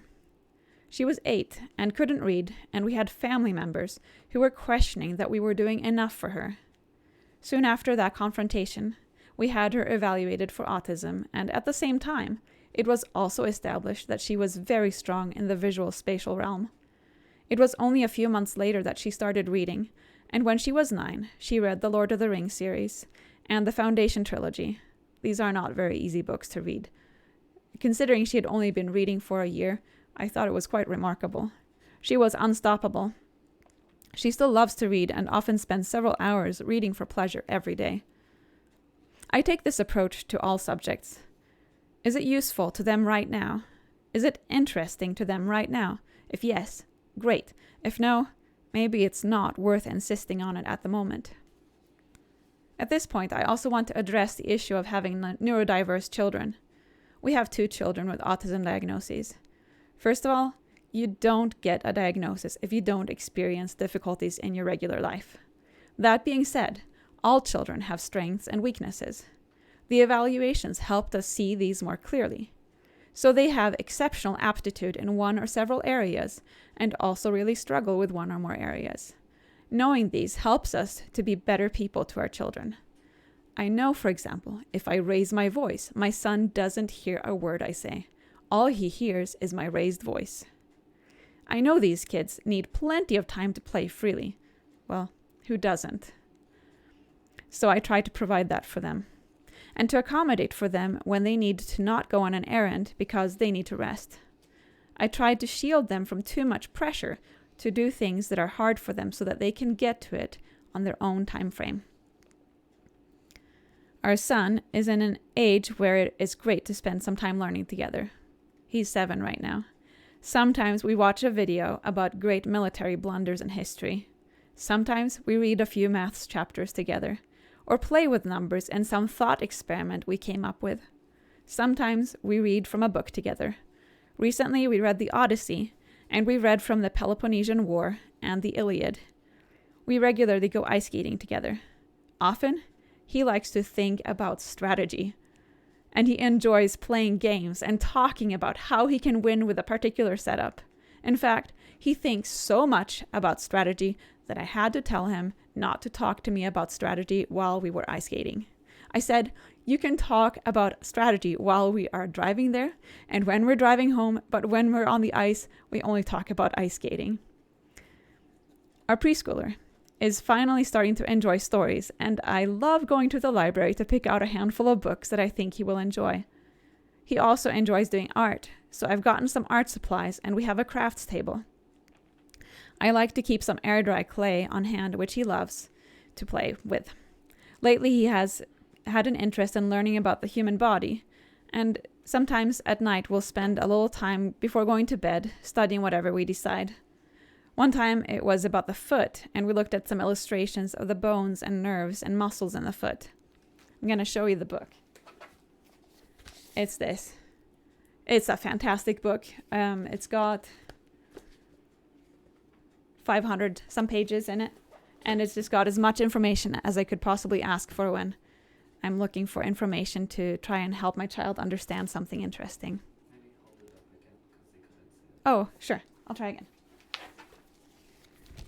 All right. There. It's a thick book. That's what I like about reference books. They are full of information and you can go as deep as you want to. And you can move on when you're done. That's how it works for us. So I'm interested in chemistry. I'm planning on teaching a chemistry class for a co-op this year. And I have some books that I like looking at. A couple of years ago, I got a molecules manipulative set. And I was having fun with it, playing, making different molecules. And my preschooler just loves these molecules. He will make all sorts of molecules. We learn what they're called, sometimes consulting books or internet websites. And sometimes they're just make-believe molecules that I have no idea what to call or how to even frame. He likes participating and asking questions. He also started ice skating, and it's been so fun to do these things together. Our baby is now 16 months old. All of our babies before him have been interested in walking and been able to do it between 9 and 11 months of age. So when our youngest was 15 months and still wouldn't walk, we were wondering, what is going on? But he started around 15 and a half months, and he walks pretty well now. Just a few weeks later, it's not like he missed a lot by waiting. I think that we should have the same patience when it comes to other things we want to learn. Nobody benefits from feeling like they should have learned something already when they clearly can't or choose not to do it yet. Maybe they are focusing their energy and efforts on something else. And the other thing that we're concerned about isn't as important to them at the moment. One of our kids had a hard time learning to feed himself. He was 3 years old and wanted us to feed him. It could be frustrating if we thought, but he should be able to do this for himself, and try to make him do it. Or any other thing that parents do to help their children. I remind myself that the time will come when they won't want our help anymore and just treasure the time I have with them. Whether they can or can't do something for themselves becomes less important than whether I am willing to spend time with this child until he or she has mastered it and doesn't want my help. Our oldest daughter is old enough that she doesn't need the same kind of support from us to learn. She expressed that the main thing we do for her is drive her places she needs to go. We also give her a lot of freedom to choose what to do with her time. She taught me how to use Pinterest after I had given her permission to start using it, and she had found it very useful. She also taught me some things in figure skating since she had gotten further ahead than me. Recently, my husband bought a book that he wanted to read, but she was interested and started to read it and got ahead of him. She has long shown an interest in cooking and baking, and she has also figured out how to organize things very well, helping the entire family with this. She is very entrepreneurially minded. She has started about 6 or 7 business ventures. This is one thing that is good for children, as regulations in Utah and many other places make it impossible to earn money by taking a regular job. But if you make your own work coming up with your own business, you have much freer reins. I'm not my children's only teacher. Often we find resources and learn together. Sometimes it is someone we hire outside the family to teach us something none of us knows. Sometimes one teaches herself or himself and then passes it on. We pursue our interests and we try to help each other be happy and grow towards reaching our individual goals. As I mentioned in my presentation earlier this morning, I went to Germany in 2012 and attended the Global Home Education Conference. And Andres Stern, who was one of the presenters, never went to school. I think he was about 40 at the time of the conference, and he had his own child, who was also not going to go to school. He mentioned that neuroscience supports this philosophy of letting the child study what he or she is interested in. The brain fires up when we are enthusiastic about something. He was a great example of this, personally as well, seeing that he was a French native, yet gave a full presentation in fluent German. He had learned German when he was 17, because he had fallen in love and spent 6 to 8 hours per day studying it. Another example to me was the professional trombonist that visited my high school in Sweden, who had started playing the trombone at age 17. It is not necessary to force children to start studying something before they show an interest in doing it, and the evidence points to that this practice is counterproductive. It is better to embark on this journey of lifelong learning and help them find tools that they can use all their lives to further that quest. One thing that stood out to me especially in Andres Stern's presentation was that he told me that his parents were always interested in what he was doing. So I try to be interested in what my kids are doing too, and support them in continuing to do what sparks their curiosity. I'm hoping that they will believe that they can decide when something is worth pursuing and not wait for somebody else to force them to study it. Okay, that was my presentation. It looks like I have a question here. What resources can you give for autism and homeschooling?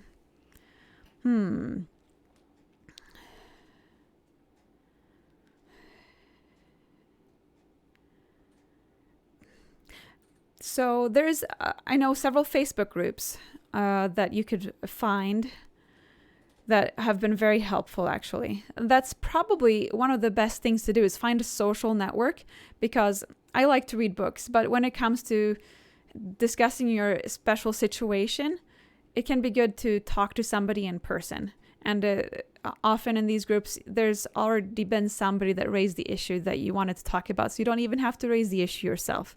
So I'd recommend, there's like Utah, or maybe it's just homeschooling. Maybe I should just send the link in the Facebook later on, because I know there are some groups and I'm just not sure what their names are on hand right now.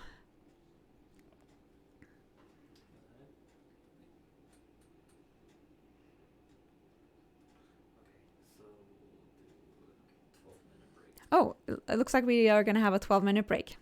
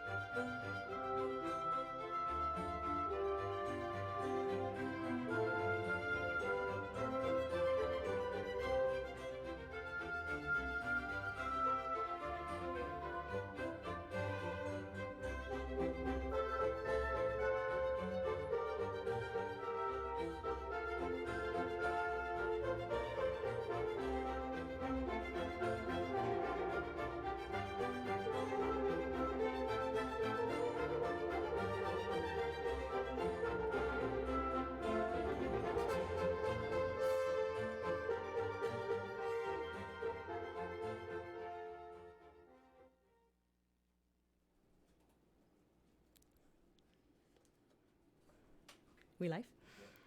I'm Caitlin Gutierrez. I'm so glad to join you. And I'm talking on homeschooling through adverse circumstances today. I have been through some challenges that I never anticipated going through. Let's jump right into the thick of it. So after the birth of my fourth child, I had serious diastasis recti, which is a separation of the stomach muscles. My hip was out too due to the labor. And so I couldn't sit straight up and I couldn't roll over. So if I was on my back, I was stuck. My eldest was 5 at the time, and I had 2 toddlers in the mix. I was homeschooling with instruction responsibilities in a co-op. So what now? I became creative and resourceful, and I learned a few tricks. I learned first to focus on the few, to focus on the now, to focus on here, and to focus on the relationship. What do I mean by focusing on the few? Well, recovery being more challenging than I had anticipated, I looked at my already scaled back plate of responsibilities. I did know I was having a baby and had planned accordingly, and aggressively narrowed it down further still. In fact, I attacked it from the other direction, picking out just a few things to keep and dropping everything else. The question is not what to cut, but what few things to keep. Prior to this, I had been doing at least 5 school subjects. I was juggling a lot of paperwork. My record keeping was still in juvenile stages, so it was inefficient. We were on the tail end of a co-op, as I mentioned, with our lovely Brooke, and I was doing additional subjects on top of the many we covered in joint classes. I did make it to the end of the school year with Brooke's help, and afterwards, I really just focused on one school subject, English. Just English, actually just reading, because English includes writing, spelling, handwriting, etc. This was right for us at this time. I also focused on healing. Our temporary efforts, based on the assumption that things would resolve, became a whole family effort as we began to recognize just how much self-care I and our family needed and how important it was. As recovery became a permanent part of our lives through this phase. So my 3 focuses at this time were reading, self-care, and feeding people. These were my few at this time. Not that science or math didn't happen. It is remarkable how much happens on its own. But it was not what I spent time checking on, planning, preparing, or executing. Isn't it beautiful that good things happen even when we don't plan it, execute it, and supervise it? I'm so glad. So these subjects, science, math, history, they happened when they happened at this time. Some of the few things you may choose to focus on might be a second job, therapy, a particular skill or hobby that takes precedence. I've had friends that morning worship, snuggle time, and laughter were on their short list of essential few. Focus on the few. Complementary, I learned to focus on the now. When in postpartum, you are just looking at the next feeding. It had been a few months, but similarly, I was still just looking at the next little bit. I have experimented with many planning programs and have found it most efficient to look at 6 weeks at a time. Bulk enough to get traction, but not so big that I end up making plans that don't fit, I end up not using. Sure, sketching stuff for the whole year, but I reserve comprehensive planning for just 6 weeks at a time. This implies, and I confirm, that towards the end of my planning rhythm, I have fewer weeks planned out. I may only see 2 weeks, and I often am only prepped for the next lesson or 2 on my kids' curriculum. And this has worked well for me. Let me model this. So currently, this looks like, and I have a first grader, second grader, and a preschooler, probably 3 lessons of English a week. It is more than reading now, so it's spelling, handwriting, and phonics. Independent reading doesn't require me. 1 lesson of math for each kid, maybe 2 if they can share the table. 1 session of reading one-on-one, 2 a week for the preschooler, and science and history as life presents them and we discuss it. Working on adding more music, that's a goal of mine, but it is in the planning stages. Oh, and 1 kid is having trouble with their chores, so they used to be able to do it independently, but now it's overwhelming, so I sit with them and walk them through it again. And the 3rd kid is training on the 2nd kid job because they want it, and freeing the 2nd kid to take the eldest kid's job. So I'm accounting time for that next week. The lessons, the English lessons, are through spell to read to write, and I am working through handwriting, phonics, spelling dictation, spelling tests, spelling activities, and I have become comfortable enough with my curriculum that I am free to choose which ones my kids seem like they are needing by the day. I usually highlight my activities and thoughts that I plan to do the next session and only see my exact lesson plan a lesson or 2 in advance. So I'm only prepping just that first next little bit. And then for the next 6 weeks, I know I am working in the same manner through these same curriculums. And I recognize that as chores become smoother, we'll probably have time for music. The takeaway is don't bite off the whole year. When things are tough, don't look that far in advance. So in summary, past 6 weeks for me is very sketchy. When I do plan every month, I'm just thinking of the next 6 weeks. This means I often only know my next 2 in any concise, really polished manner. If I'm not following the pace the curriculum suggests for itself, it will sit and wait for me. If I decide it will be useful, we can get to it. The curriculum is a tool. It is my servant. I am not its slave. Sometimes we go faster too. Another benefit of planning no more than 6 weeks, in my experience, it seems kids grow so fast that they are often in a new phase when 6 weeks have passed. If not them, then their sibling, and the exact plan for lessons needs to shift anyway. So don't wait effortfully planning that far out.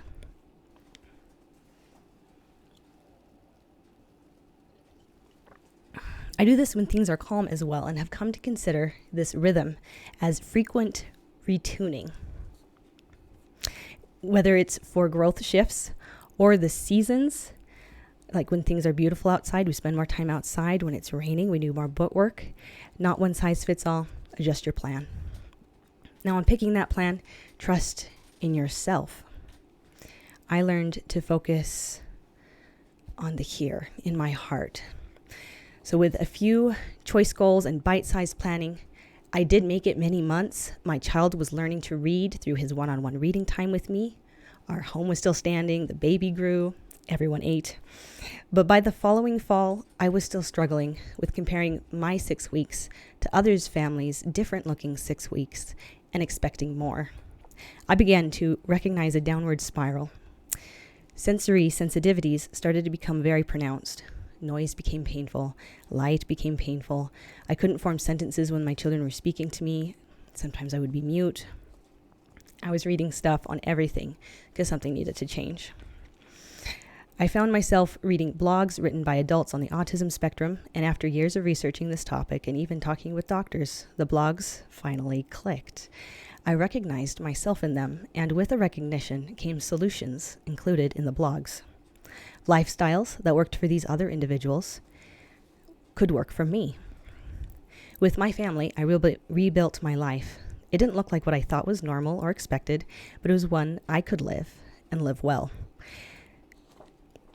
I redesigned everything with Aspie's in mind. Many things were already in place because we already recognized those things worked for us.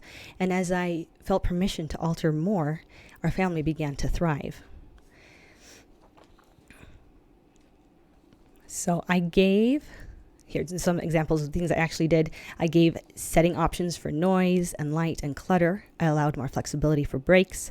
I noticed certain activities with large social demands were draining and started limiting them, actually started budgeting them in terms of days, like a spoon method, and it worked. In one of my many readings, I came across this quote by Glenn Doman on a chapter on motivation for challenged children. It is you, mother, who decide what success or failure is. My takeaway, bluntly, was permission. In assuming this diagnosis, I gave myself permission, even the requirement of taking a different path than the cookie-cutter mainstream I saw. The comparisons I had been making, the thoughts of failure and insufficiency that were nurturing a negative feedback loop, were invalid. The funny thing is, they were invalid before. I didn't need a diagnosis to have permission to school by my own conscience and not according to others' judgments. I had always had that, and so do you. Don't let others decide that for you. Don't compare and then use your findings to beat yourself up. You decide what those goalposts are and if you've reached them. Keep that focus here. The challenge is to remember it, so I recommend you select a mantra and remind yourself often. Currently, mine is mother. You decide what success looks like. Another note on keeping your focus here, in your heart, in your home. I have found it pretty taxing to also think about stuff happening out into the world, or it can become so. And I've learned that this role of mother is larger than I give it credit for, even now give it credit for, and it's okay to not focus on it because your focus is here. As I continue to heal and grow as a mother, I learned to increase my focus on relationships. Again and again, I am reminded that life is really about relationships, especially when we are talking about our families, our children. And I propose that the most important aspect of your child's homeschooling, your child's schooling, is the relationship with you and your partner. There is also this really nice benefit that the kids listen to their lessons better when they feel safe and heard and loved. I've grown to recognize that connection, convenient too, but is the more important part, more important than their spelling, more important than any academic skill I could give them. So connect with your partner, connect with each child. This helps on so many levels. The way to thrive is with those relationships. So here, highlighting is the importance of those snuggles, the kid dates, the craft time together, and the laughter. I loved this goal I made for myself, and it was to laugh with each child every day. I was able to keep it up for a couple weeks. I challenge you to try it and to take note of how things go. Purposefully and deliberately delight in your children. Even though the relationship is already the most important thing during normal times, in times of strain, it becomes many times that. This is what gets you through more than anything else. Relationships. So I have applied these 4 steps, the few, the now, the here, and the relationship, to short-term problems as well as the long ones. Let's consider a sick day. I wake up, I'm not feeling well, and I don't have enough energy to do everything on my plate. So I look through, and there's usually a few things that stand out as, oh, this one needs to stay. And then I drop the rest. They may happen tomorrow. They may be skipped. So I focus on the few I have picked. That's not a day for listening to politics or for advertisements or agendas or planning next summer's trip. I'm here with my kids, focusing on the few. I pull in, I gather my children, and I keep my purposes straight. I've applied these 4 steps to just about everything life has thrown me, and it has pulled me through. Homeschooling, when life is less than ideal, I present is the best choice, not only for survival, but for abundant, flourishing life. Focus on the few. Focus on the now. Focus on the here, and focus on the relationship. You've got this. I think we are ready for questions. When focusing on the few, how do you prioritize subjects to teach so your child doesn't fall behind? I love that you brought up this question. And that was really hard for me. It was a mentality switch. It was no longer keeping my child up to pace and getting them through all the hoops that I thought they needed to go through. It's hard, like which few things. For my child, I settled on English because I was concerned he might have trouble reading. And I felt like math comes decently easy to him.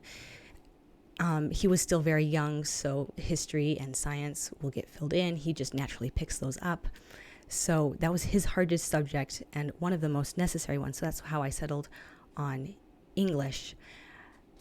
And I search your heart. So they probably don't need all the extracurricular, or they come in seasons.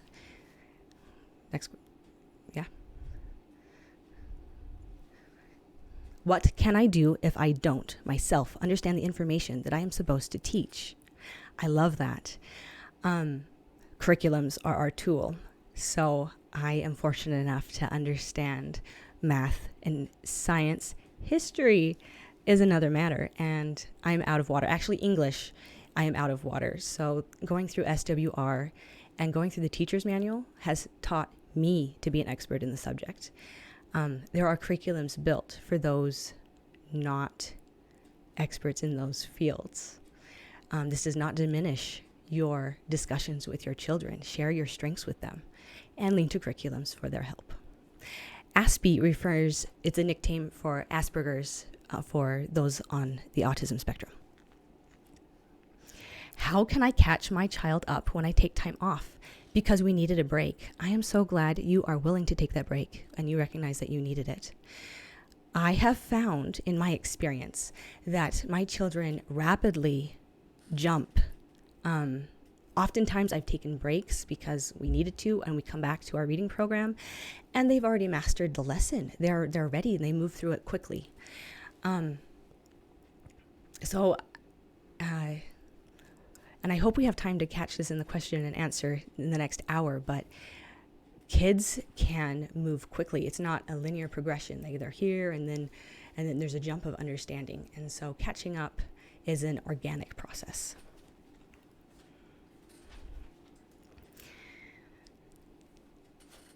Oh, okay. So we're going to just let them know we're going to go to a break. Sounds good. See you shortly. For 11 minutes.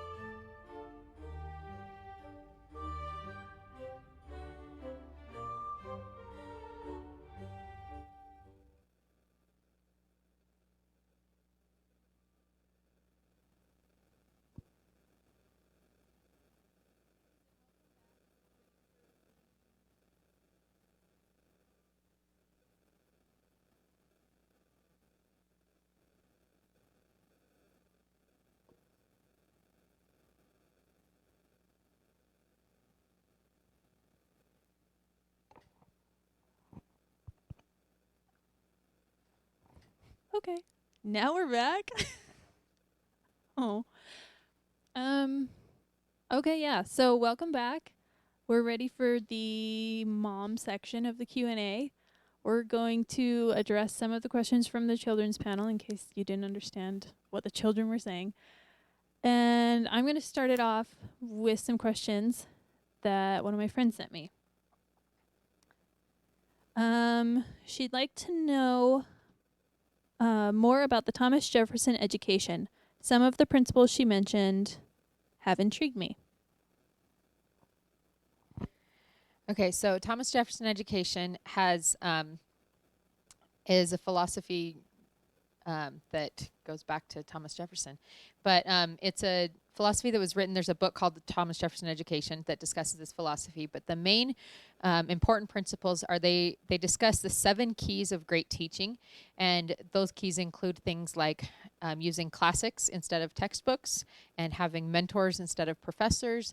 And one key is you, not them, which means which means that you focus on your own personal education before you worry about your children's education. And as you are educating yourself, they will want to be educating themselves also, and they'll get excited about something, even if it's not the same thing you are excited about.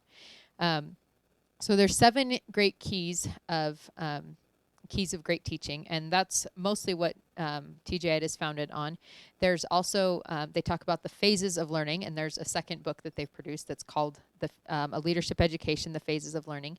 And that talks about core phase and love of learning phase and scholar phase as the main phases that you see in children. And then also there's 3 phases afterwards, including depth phase and mission phase, and then legacy phase that adults go through in their journey through life. And it's a really good philosophy because it follows child development really well, and it sticks with how children actually learn and what they're learning at different phases and things. And it's the book, The Phases of Learning, has a lot of practical application in the book that talks about how to help set up your environments to help produce effective learning. Thank you. So her next question is, do you have any tips or ideas for when I, as the mom, have ADHD? I'm not even sure how to describe what I'm dealing with. Easily overwhelmed, organization challenges, distractible, which my kids take advantage of regularly.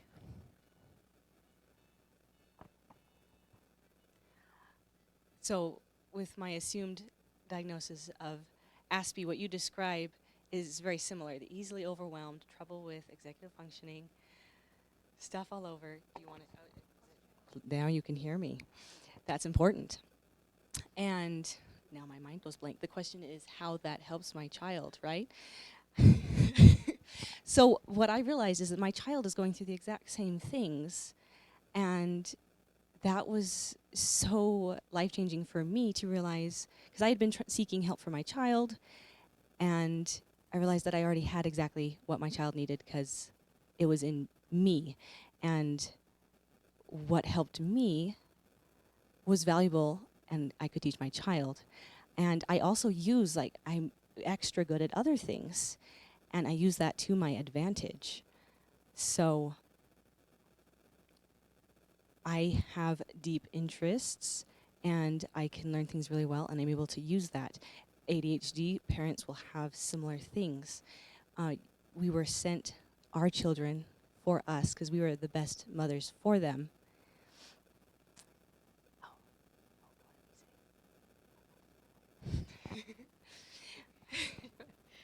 So we talked about this one a little bit during our break, and in addition to just having our children sent to us, we were talking about how sometimes when we are little ADD, then we will get distracted easily, and sometimes that can be a concern that we want to move from one thing to another, and we get distracted, and we're like, oh no, we didn't do that lesson that I really wanted to do that would have been best for my child.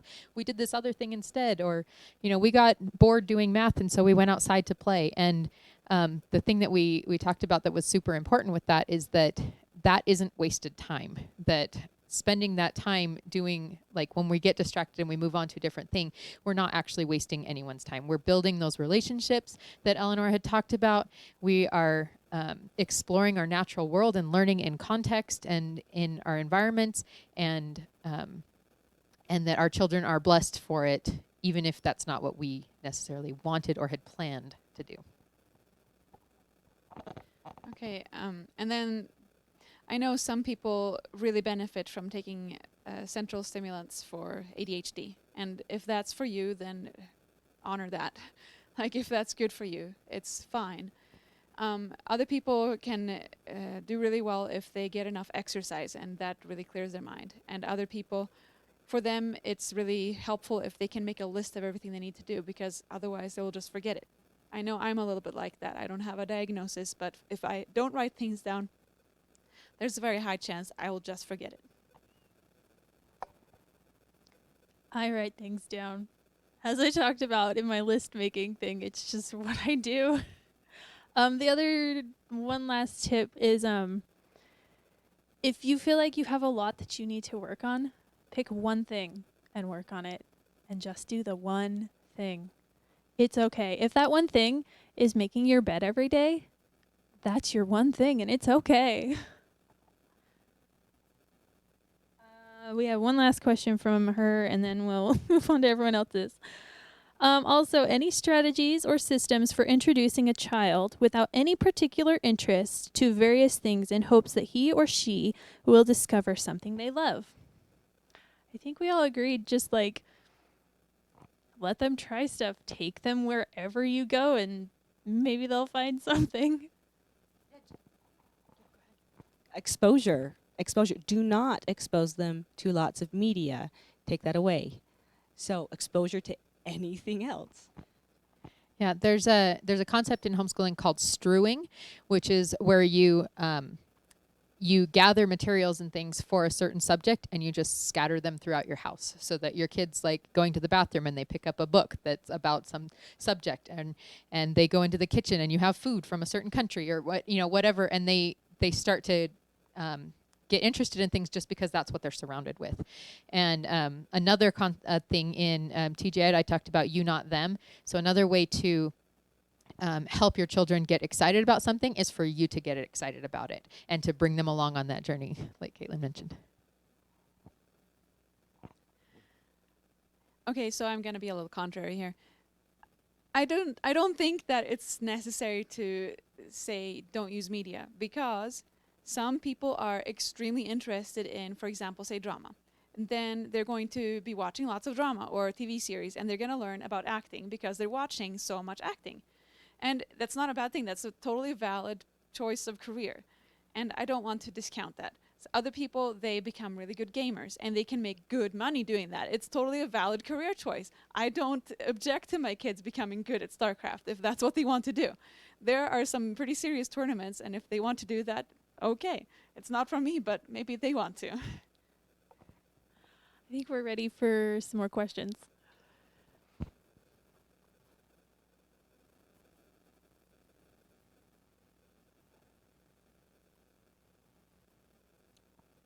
I think we already addressed that one. Yeah. You can read it. I'll read this one aloud. How do you teach your children without taking their agency away? So I want to counter that with a question. How does public school do this? Like, because I feel like at home we have so much more opportunity to allow our children to have choice in their education. And a couple, I can't even remember who it was that said it, but a couple of these wonderful ladies had hinted earlier that education is self-education, and that our children aren't really going to learn anything if they don't want to learn it, and if they're not interested in it, and if they don't learn it for themselves. So even if we put our child in any situation, in a public school setting, in a traditional setting, in an unschooling setting, if they're not learning things that they want to learn, it's not going to stick. So how do we teach them without taking their agency? We just give them choices in it.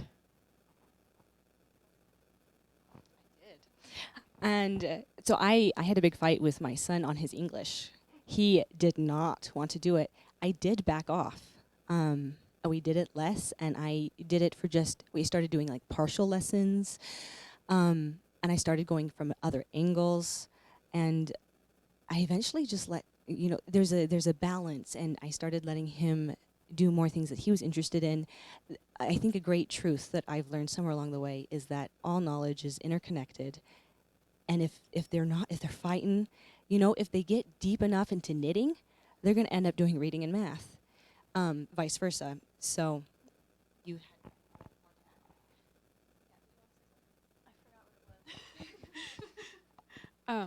Yeah, I think that it's really important to honor your children if they say they don't want to do something. My daughter was enrolled in audio and sound mixing class, and I thought she was going to love it, but after a few months of doing it, she really wasn't feeling it anymore. And I was trying to insist for a few weeks, and then I just finally decided that it didn't matter. If she didn't want to finish the class, so be it. She was going to lose access to that class, and it was not going to be completed, and it was okay. And that's just how it goes sometimes. Okay, so then there's like a question that goes along with this. That's like, which curriculums help with this? My opinion is that it's not the curriculum, it's just what you as the parent, like, do you push it real hard or do you just let it go as it's going to go? So we've talked all day about how the curriculum is a tool, and any curriculum you can still give your child choice in any curriculum that you choose and any curriculum that you're working with. The curriculum is simply a tool, and it's not a taskmaster. Okay, so I'll read the next question. Do you keep journals or records about homeschooling? We're part of My Tech High, so we're required to turn in learning logs. So yeah, we do that, but that's all, really. I do mine on an old calendar, a fresh calendar, and instead of planning like stuff on it, I go back and put what I did on it, and it's just so concise because everything's already dated. When I did that first grade year of homeschooling where I literally had no idea what to do, I saved every single stupid worksheet ever because I was like, what if the government changes its mind and homeschooling's bad? So I have that still, and maybe one day I'll get rid of it because it's not necessary. Okay, so I do the learning logs too, but I like to keep my personal journal. And in my personal journal, I write about everybody in my family usually. Maybe not everybody every week, but I try to make an entry every week about some things that have stood out to me. And I feel like it's been really meaningful the last several months. I mean, I've been pretty consistent with it.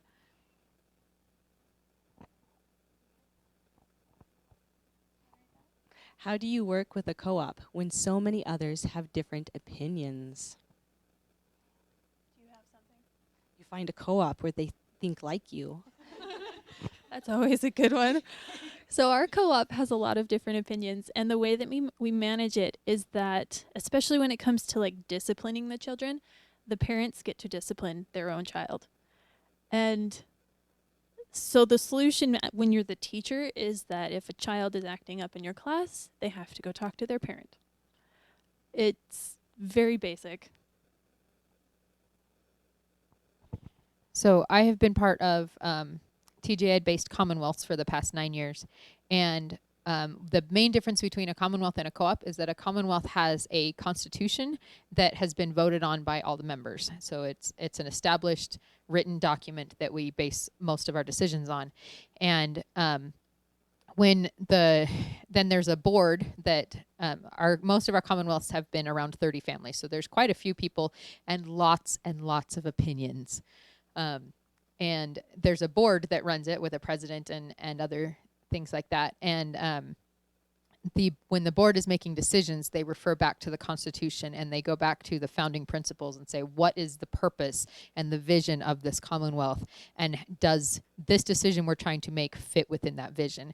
And so we have the members who have joined are joining with the understanding that this Constitution is our vision, it is our mission, and this is what we're trying to accomplish. And if that doesn't fit with their family, then they don't have to join. But those who have joined are doing so with the understanding that what we have as our Constitution is our main vision and mission, and that the board will uphold that. And so the board doesn't make decisions that go contrary to that constitution. So that's how we work with varying opinions. Okay, so there's also the very simple thing to do. If you're in a co-op and you don't want to participate in everything, don't. Just take what works for your family and leave the rest. For example, some of the families in our co-op want to have a study hour, and my kids are not interested in doing study hours, so we're just going to not do study hour, and we do some other subjects. It's fine. I can read the next question. What do you need to do to have field trips? Can you get discounts for your group? So I've arranged several field trips in the past year for our co-op, and it's pretty straightforward. You just contact the venue and set up a time when you're going to do it, and it depends on where you're going to go if they have discounts, but they often do. Sometimes you get those discounts with your affidavit, or if you go through My Tech High, or like any of those other hybrid options, then they have a paper that you print out and fill out. Yeah. She said sometimes it's just the numbers. How do you protect yourself when teaching other children? Oh, okay. So I was a reading tutor in the public school system for 2 years, so I think I understand what you mean, where like I couldn't touch the kids in public school. In the co-op, I give these kids hugs, and I know their parents well enough, and it's not as big of an issue as it is with public school. The main part of that is the parents are there a lot of the time, so they can watch me give their kid a hug, so it's not a big deal.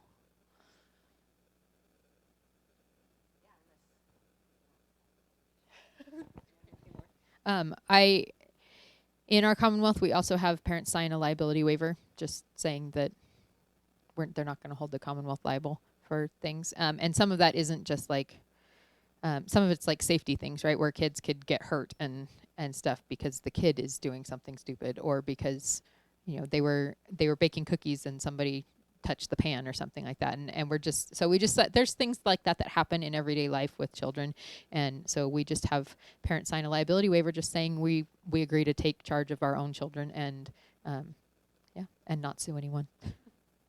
Oh, this one says, can kids take seminary? I answered this one during the children's panel a little bit, but yes, they absolutely can take seminary. There are lots of different seminary options. In the state of Utah, they do prefer that you attend an in-person seminary if possible. Because of COVID, most seminaries that I know of are offering an online option this year. There are even at least 2 or 3 homeschool seminary classes that are in person, but they are specifically for homeschool students, so they don't follow the traditional AB schedule of high schools. They just are either a Monday, Wednesday option or a Tuesday, Thursday option.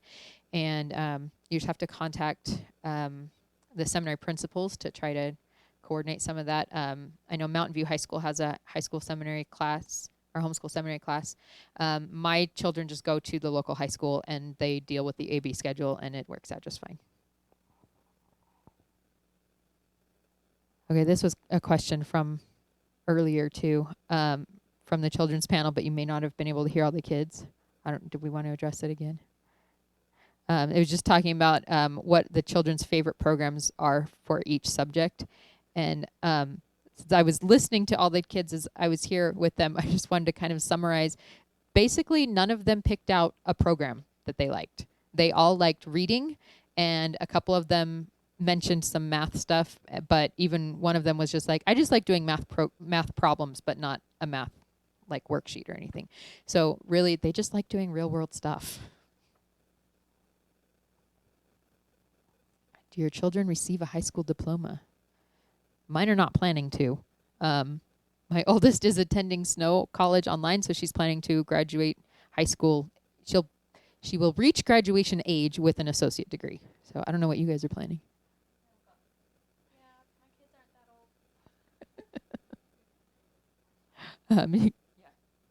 My kids aren't that old, so I haven't really thought about it. To me, it's not an issue. How often do you take your children on play dates?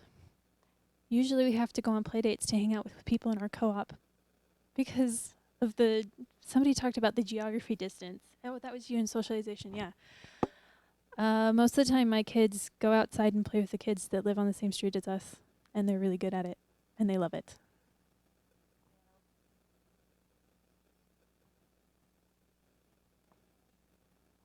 Do you supervise all play dates for your younger children? So I think the answer is I would like to, but it's sometimes difficult to. So I've got some families that I trust fairly well, and I would be okay with them being there. I try to keep them together so that there's a couple kids there together, so that very young children are going to be by themselves in another family's house, because they can cause a lot of trouble. And also, I don't quite know what's going to happen since they're young. So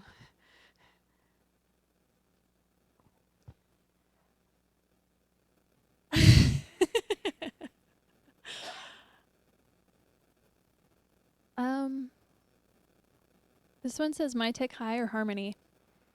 I'm not equipped to answer this question because I was completely fine not using My Tech High, and I was gonna do it that way. And then I joined the co-op and almost everyone was in it, and I was like, well, I may as well join too. So I have honestly never even looked into Harmony. Okay, so I have looked into both. We have used My Tech High for 3 years, and we're starting our 4th year with My Tech High.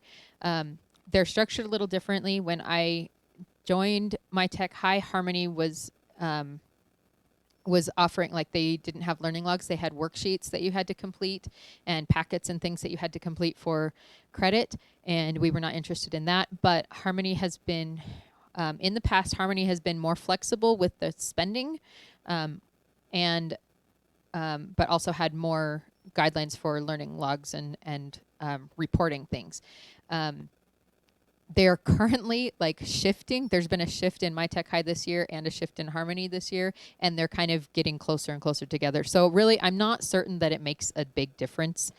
They're kind of just two companies that do the same thing. And thanks to the free market system, they're both figuring out what, like, they're taking the best parts of each other and incorporating them into themselves. So they're really both excellent programs and are great to, if you want to get reimbursed for educational funds. And they're different. The way that you work with them is different, but they're basically the same company.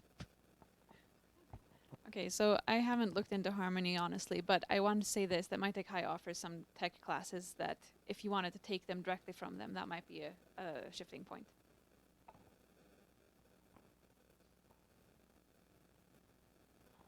I also know several who do not want to join either of them, and that's okay too. Next question, do you think just watching your interactions is enough? Watching. Oh. Okay. Is there a way to help your kids not be the weird kid? And I think there's an aspect of just loving and welcoming people as they are. And I've come to realize that we're all far less weird than we thought we were.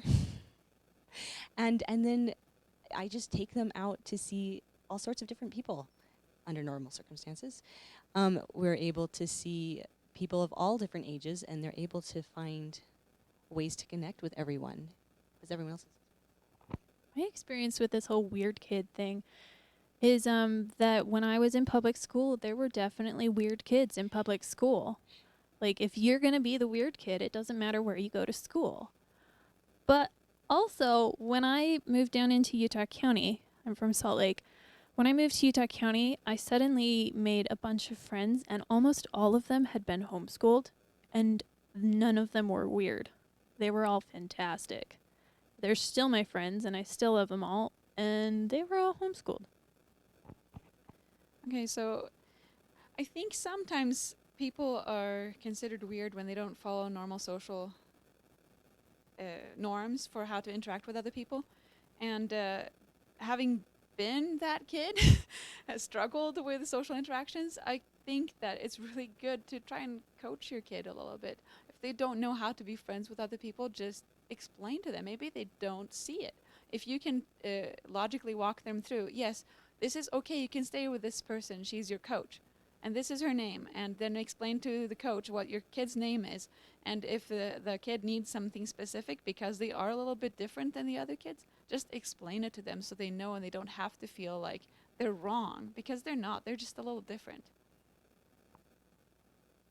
Okay, how do you come to feel comfortable teaching all levels that your kids are on?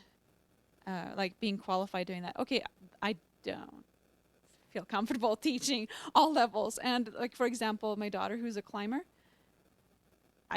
I'm sort of scared of heights, so it doesn't work very well for me to try to teach her. We have to hire somebody else. That's just how it goes. We hire people.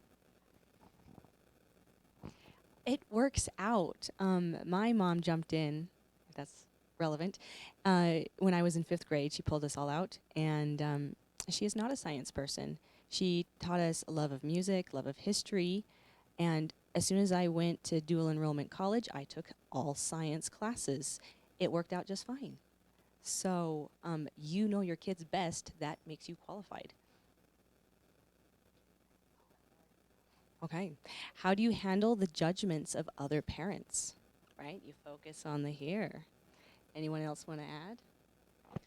I think somebody already answered this one and mentioned that it was a lot of their siblings and parents. And yeah, it's your siblings and parents who will judge you the hardest, unfortunately.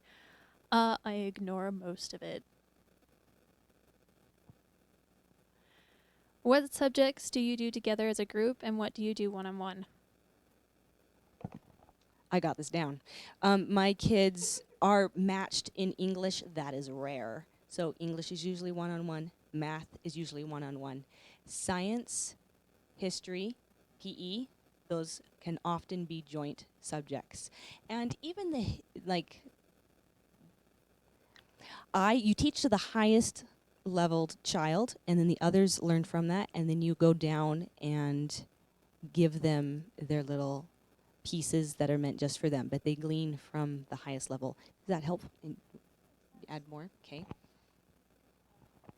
I was just going to say, we use, because of our Commonwealth, I count that as our history and science, so I don't even teach that at home.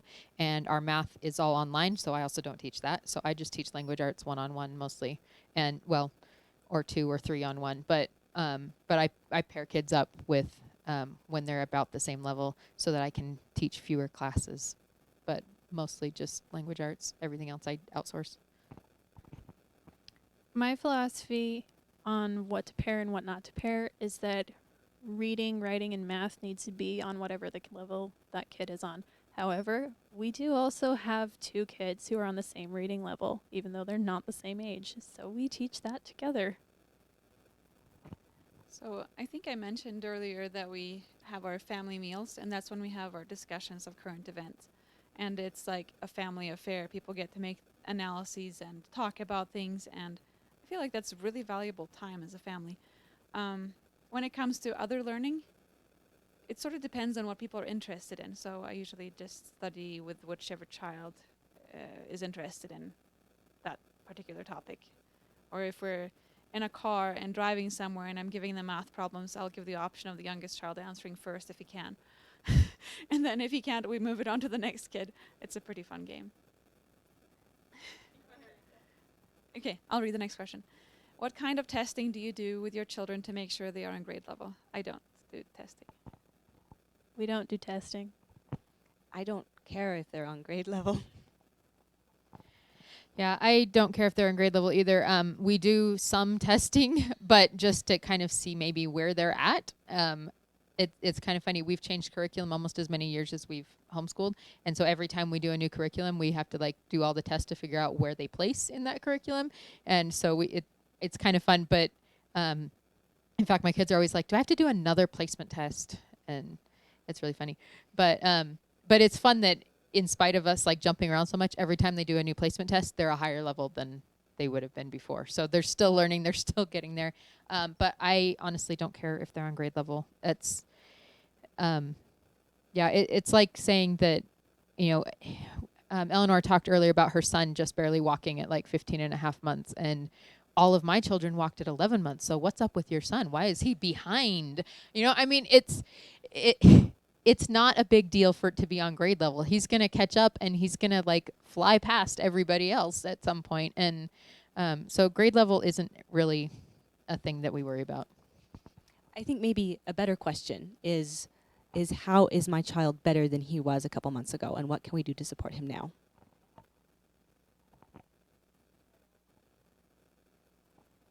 How do you not have the mom guilt if your child is failing? I've already answered this one.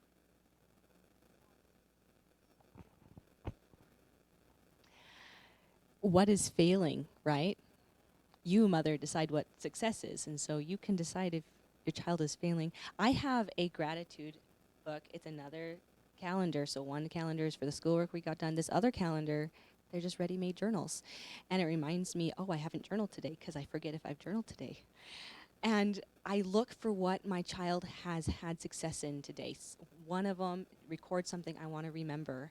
And that has really changed my outlook from, oh, they are not here where I want them to be, but look what they did today. That was a big boost for me to see where they were growing.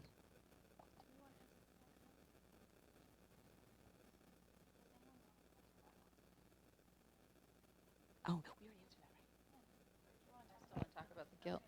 Okay, so with the mom guilt and the child failing, so I've gone through this a lot over 10 years, and I've had, I have 11 children. My oldest was in first grade when number 6 was born.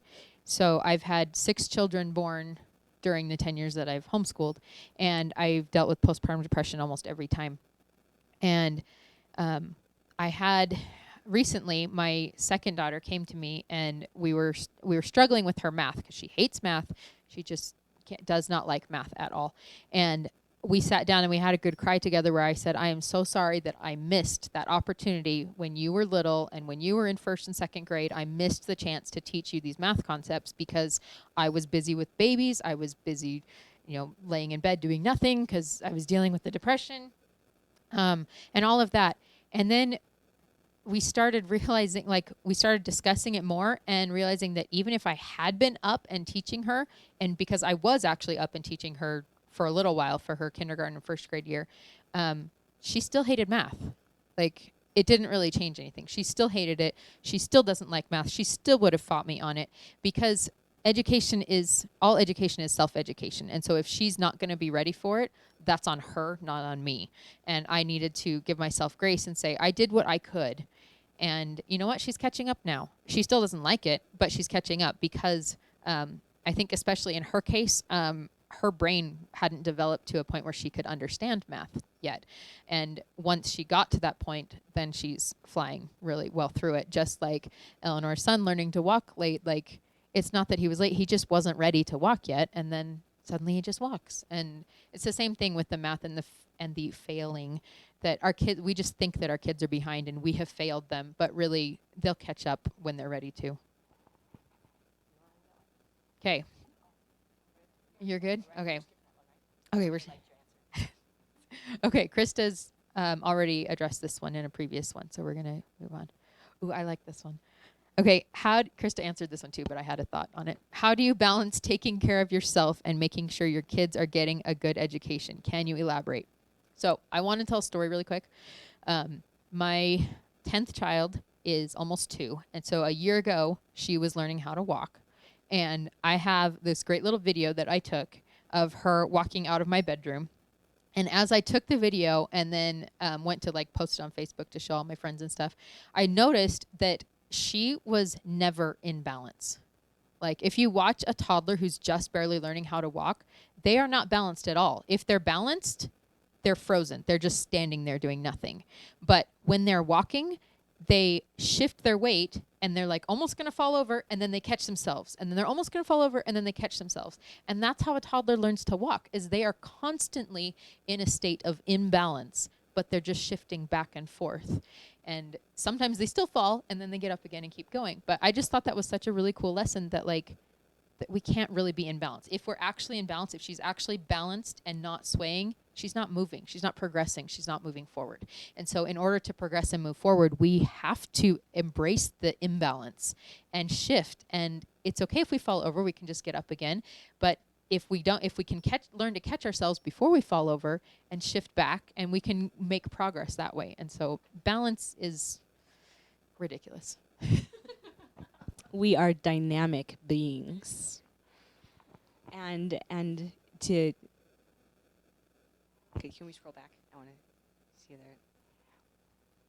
So, and them watching you is a good education. What better way for them to learn how to live a full life than to watch you being a dynamic being? Yeah. Okay, do we want to skip this next one? Okay, so I notice when I'm taking care of myself and I'm happy to be with my kids that things are pretty balanced. If I feel like my kids are missing me, then maybe I'm gone too much. And that's sort of the sweet spot. If I'm just angry at people and want to shout because I'm not in balance, because I'm not getting enough exercise or something, then things are imbalanced in the other way. So maybe you can just notice your mood, see how you're feeling about your kids and how you're feeling about life in general. And that's sort of how I do that.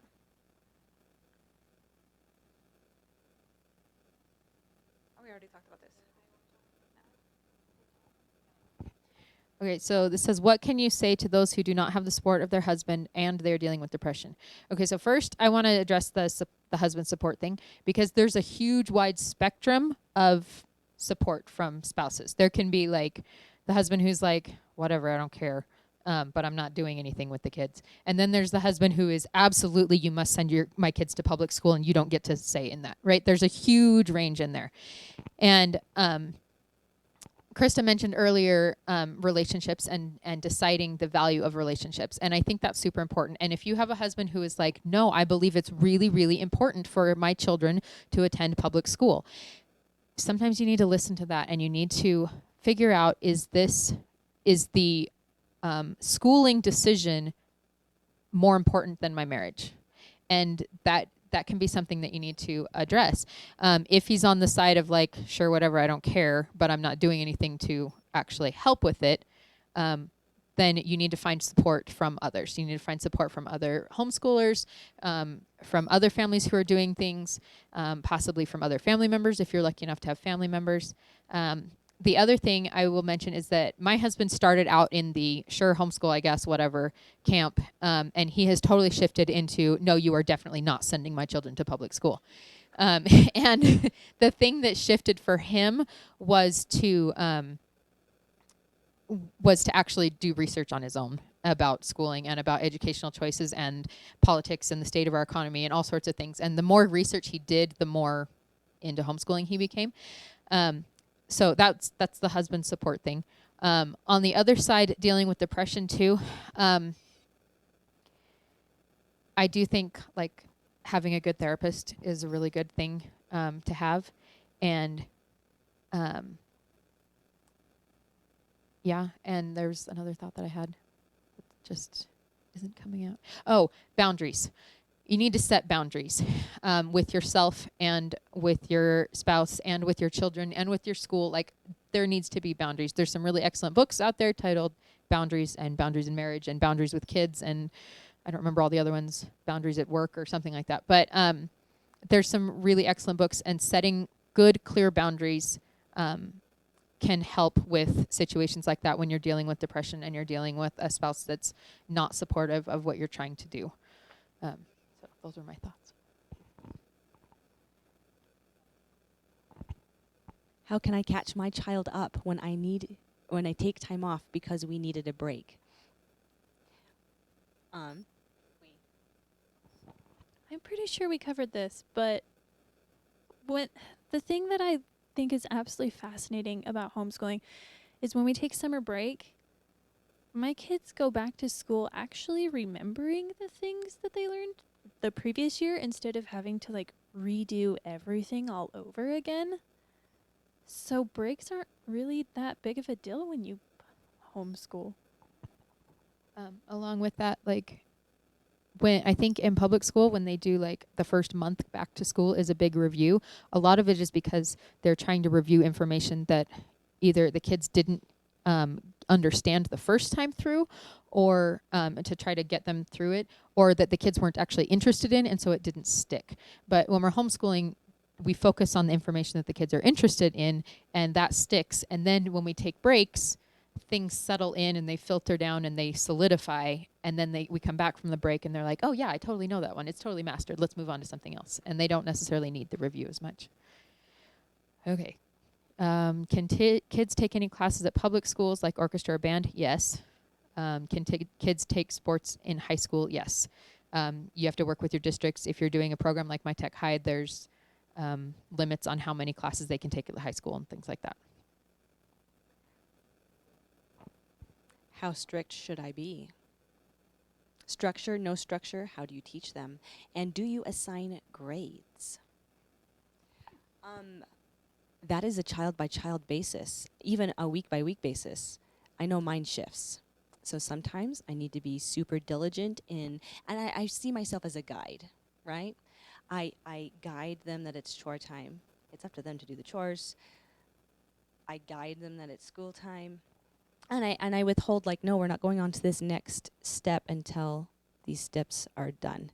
Like, we don't get to do, I guess they're on levels, so they can earn the privilege of playing with certain toys. Because sometimes they don't move. Sometimes they earn their special lunch. We have more comments on?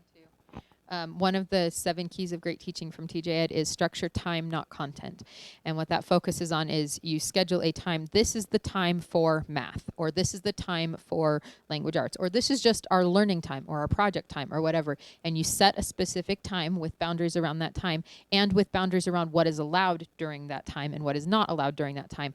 But then you don't necessarily dictate what math they're doing during that time. And you could say, you know, for today, like I do all the time with my kids, you get to be on the computer, you have 30 minutes, and you may only do CTC math and only the tasks that I assigned you.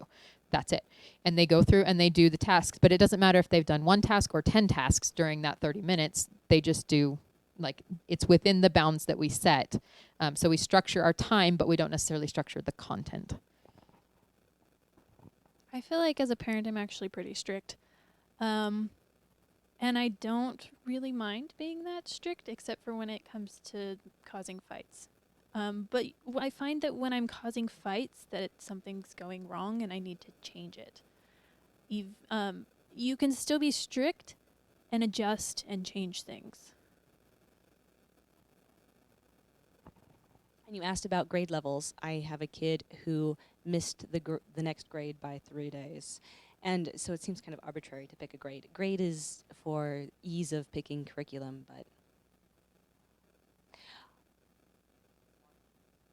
read the next one. How does this affect getting into college? Am I the parent goods? How does this affect getting into college? I got into college. I did not get a high school diploma. I got in based on my SAT, ACT scores. I did not have a transcript. So every university and college that I've heard of has a way for homeschoolers to apply. Sometimes it's similar or the same as regular public schoolers, but sometimes it's totally different. And sometimes more tests are required, and sometimes other things. I know most universities will not accept a homeschool transcript. Sometimes state colleges will, but most universities won't accept a high school transcript unless it was accredited. But if you think about it, most colleges, most public schoolers are not sending in their transcripts yet when they're applying anyway, because they haven't actually completed school. They still have, most of them applied during their junior year or the beginning of their senior year. And so they don't even have a transcript to submit yet. But there is usually another way of getting into college for homeschoolers. And then there's also alternatives like attending a community college, which is super, super easy to get into, and then transferring to a bigger university as a transfer student without any high school diploma or anything. After you've gotten a few credits. As I've mentioned before, my daughter's doing Snow College online, and so she will graduate with an associate's degree. So she won't need a diploma at all. She'll just apply as a transfer student, as a homeschooled transfer student, and so she won't need to have a diploma at all. Okay, so I read a few books that are questioning the whole premise that you need to go to college. And one of them is this, Skip College. It's edited by Connor Boyack. And it's a good read. Some people can really benefit from higher education. I certainly loved it. And I'm not saying that you shouldn't go to college, but there are a lot of people who maybe it's just a waste of time and money. And what they want to do, they could do better learning outside of a university setting or a college setting. So I think that's really important that you consider your long-term goals and see what is your return on investment and what is your opportunity cost, because if you went straight into your career instead of going to college and possibly accumulating some debt, but also missing that time of building a business or whatever it is you wanted to do, you're missing those years. You could have been furthering your training in that field you're interested in instead of wasting it on a university education that wasn't going to help you that much after all. But just saying. So I'm going to add to what Eleanor is saying. I finished my degree when I turned 30, and I already had 4 kids. I went to university for 3.5 years before I started having kids. And I can assure you the value of going to school later in my life, not even all that much later, was so much greater than when I very first had gotten out of high school. I absorbed so much more that my teachers were saying than the first time that I went. I think it was last year I realized I went back on campus. My husband was asked to give a speech, and I realized that I would be a better student now if I went back. I left. I got an associate's instead of a bachelor's because I got my MRS degree, and I've always missed. I was always so sad. I missed that, and with that walkthrough, I felt that anyway, that was a self-awareness moment where that would have been better. I can go back. Will I lose friends? Is that the one we've chosen? Friends will shift.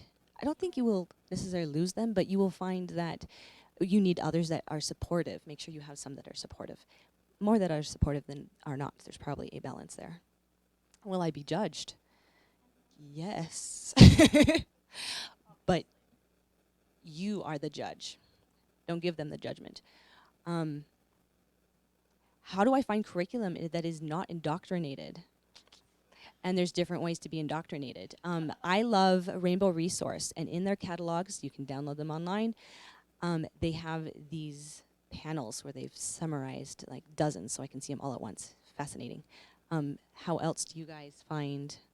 Like I shared Apologia, which is a very different Christian science curriculum that I think you might like. Anyone else have? Classics, not textbooks. So going back to classic books and original sources instead of textbooks that have been written. The best way to avoid indoctrination is to go back to as close to the time period that something was came out as possible, and studying original works instead of like studying an actual medical study instead of a Wikipedia article about that study. So there's this idea in homeschooling that we should try to get away from Common Core. And in order to do that, you basically go back to the 90s and you can find stuff like older stuff that doesn't have Common Core. Now, I know that a lot of people watching this are coming out of public school, and so that might not be an issue, in which case just use the Common Core stuff that's out there if that's what you want. You get to decide what you indoctrinate your kids with, because really it's all indoctrination.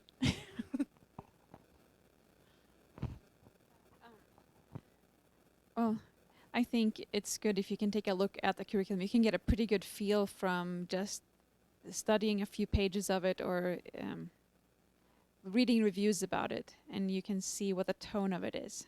So that's what I'd say. So next question, how do I find resources? Do you want to answer that first? I think finding resources is an art, to find new resources. Now, we've given you lots of resources, but if for any specific subject there are you can find branch offs for science and for history and for, so Rainbow Resource, and look to our pages. And Facebook and Pinterest.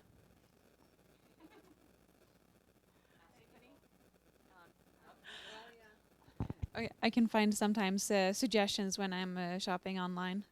They're like, maybe you'd like this book too. And then I look into that book and then I think, yeah, maybe I would. And then I go ahead and try that book. And if it works out, it works out. That's like, try not spend lots of money on something if it's something I don't know very much about. But I've made those mistakes too. It happens. What is the cost of homeschooling and how can I afford it? A lot of us use My Tech High to afford it, but I was not ever planning on using My Tech High. And before that, we just stuck it in the budget. It was about $50 to $100 a month.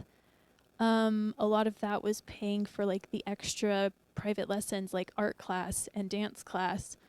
There are websites and blogs and stuff that will talk about how to homeschool completely for free. We don't do it that way, but it's possible. yeah, the use of the library. My mother was on a very low budget, and My Tech High was a surprise for us as well. And it pays for the extracurricular for us. But there's a lot of curriculums that are very inexpensive and you can get for free. You can make your own workbook pages, basically paper and pencils. Paper, pencils in the library.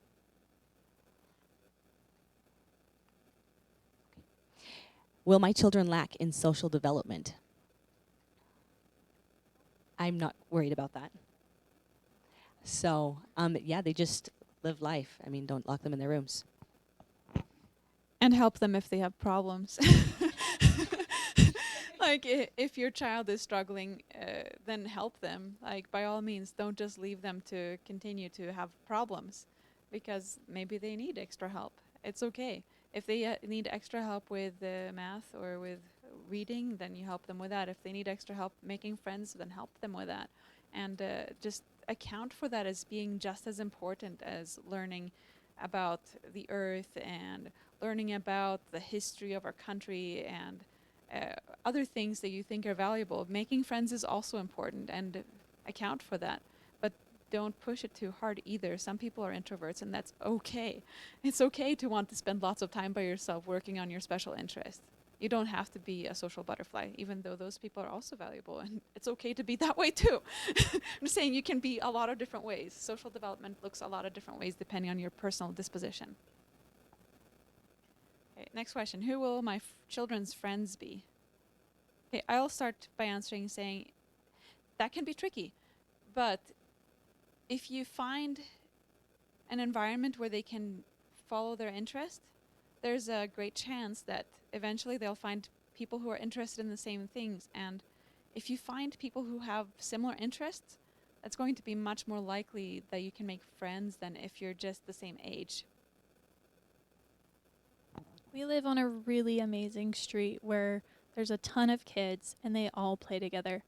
And so I feel like my kids actually get the public school experience because we're the only homeschoolers that live on the street. And they have to deal with some of these kids bullying them and some of them wanting to claim one child as their best friend and no one else can play with them. And so, yeah, we do talk that through. And I've had fantastic conversations with my kids about like, okay, you're angry at this kid because they did this. And I'm like, it's okay to be angry, but maybe you need to think about it from their perspective too. And we just walk through the whole process. And sometimes I want my kids to like not be friends with someone, and they just will anyway because they're great kids and they're better than me. So one other thought I had is because we have the benefit of larger family, our children's friends are each other. Like their siblings are their friends. Even though they don't get along sometimes and they fight a lot, they still have each other's backs and they're still really good friends and they enjoy spending time together. And when I look back on my childhood friends, the really, I don't actually have many friends from childhood. Like the only people that I really still keep in contact with on a regular basis from my hometown are my sisters and sometimes my brothers. But but they like my best friends now are my siblings. And so to have for my children to be able to spend so much time together means that their friendships will be that much greater once they're adults and they have those relationships still to fall back on. Now that's not the case for everybody. I know several awesome homeschooling families that only have one child, and so they do other things, but also because they have one child, they have more flexibility and are able to go hang out with other friends more. So yeah, I like the sibling benefit. I think this is our last question now, right? Will my child be happy?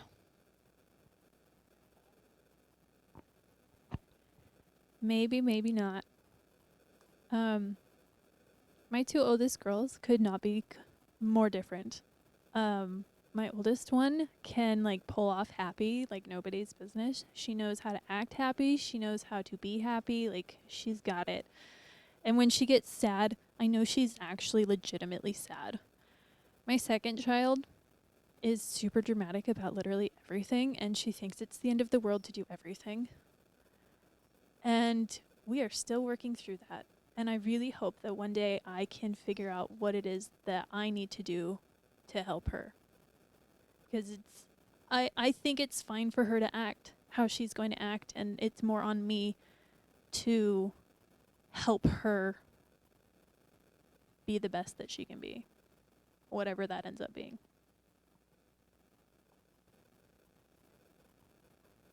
I think we're done.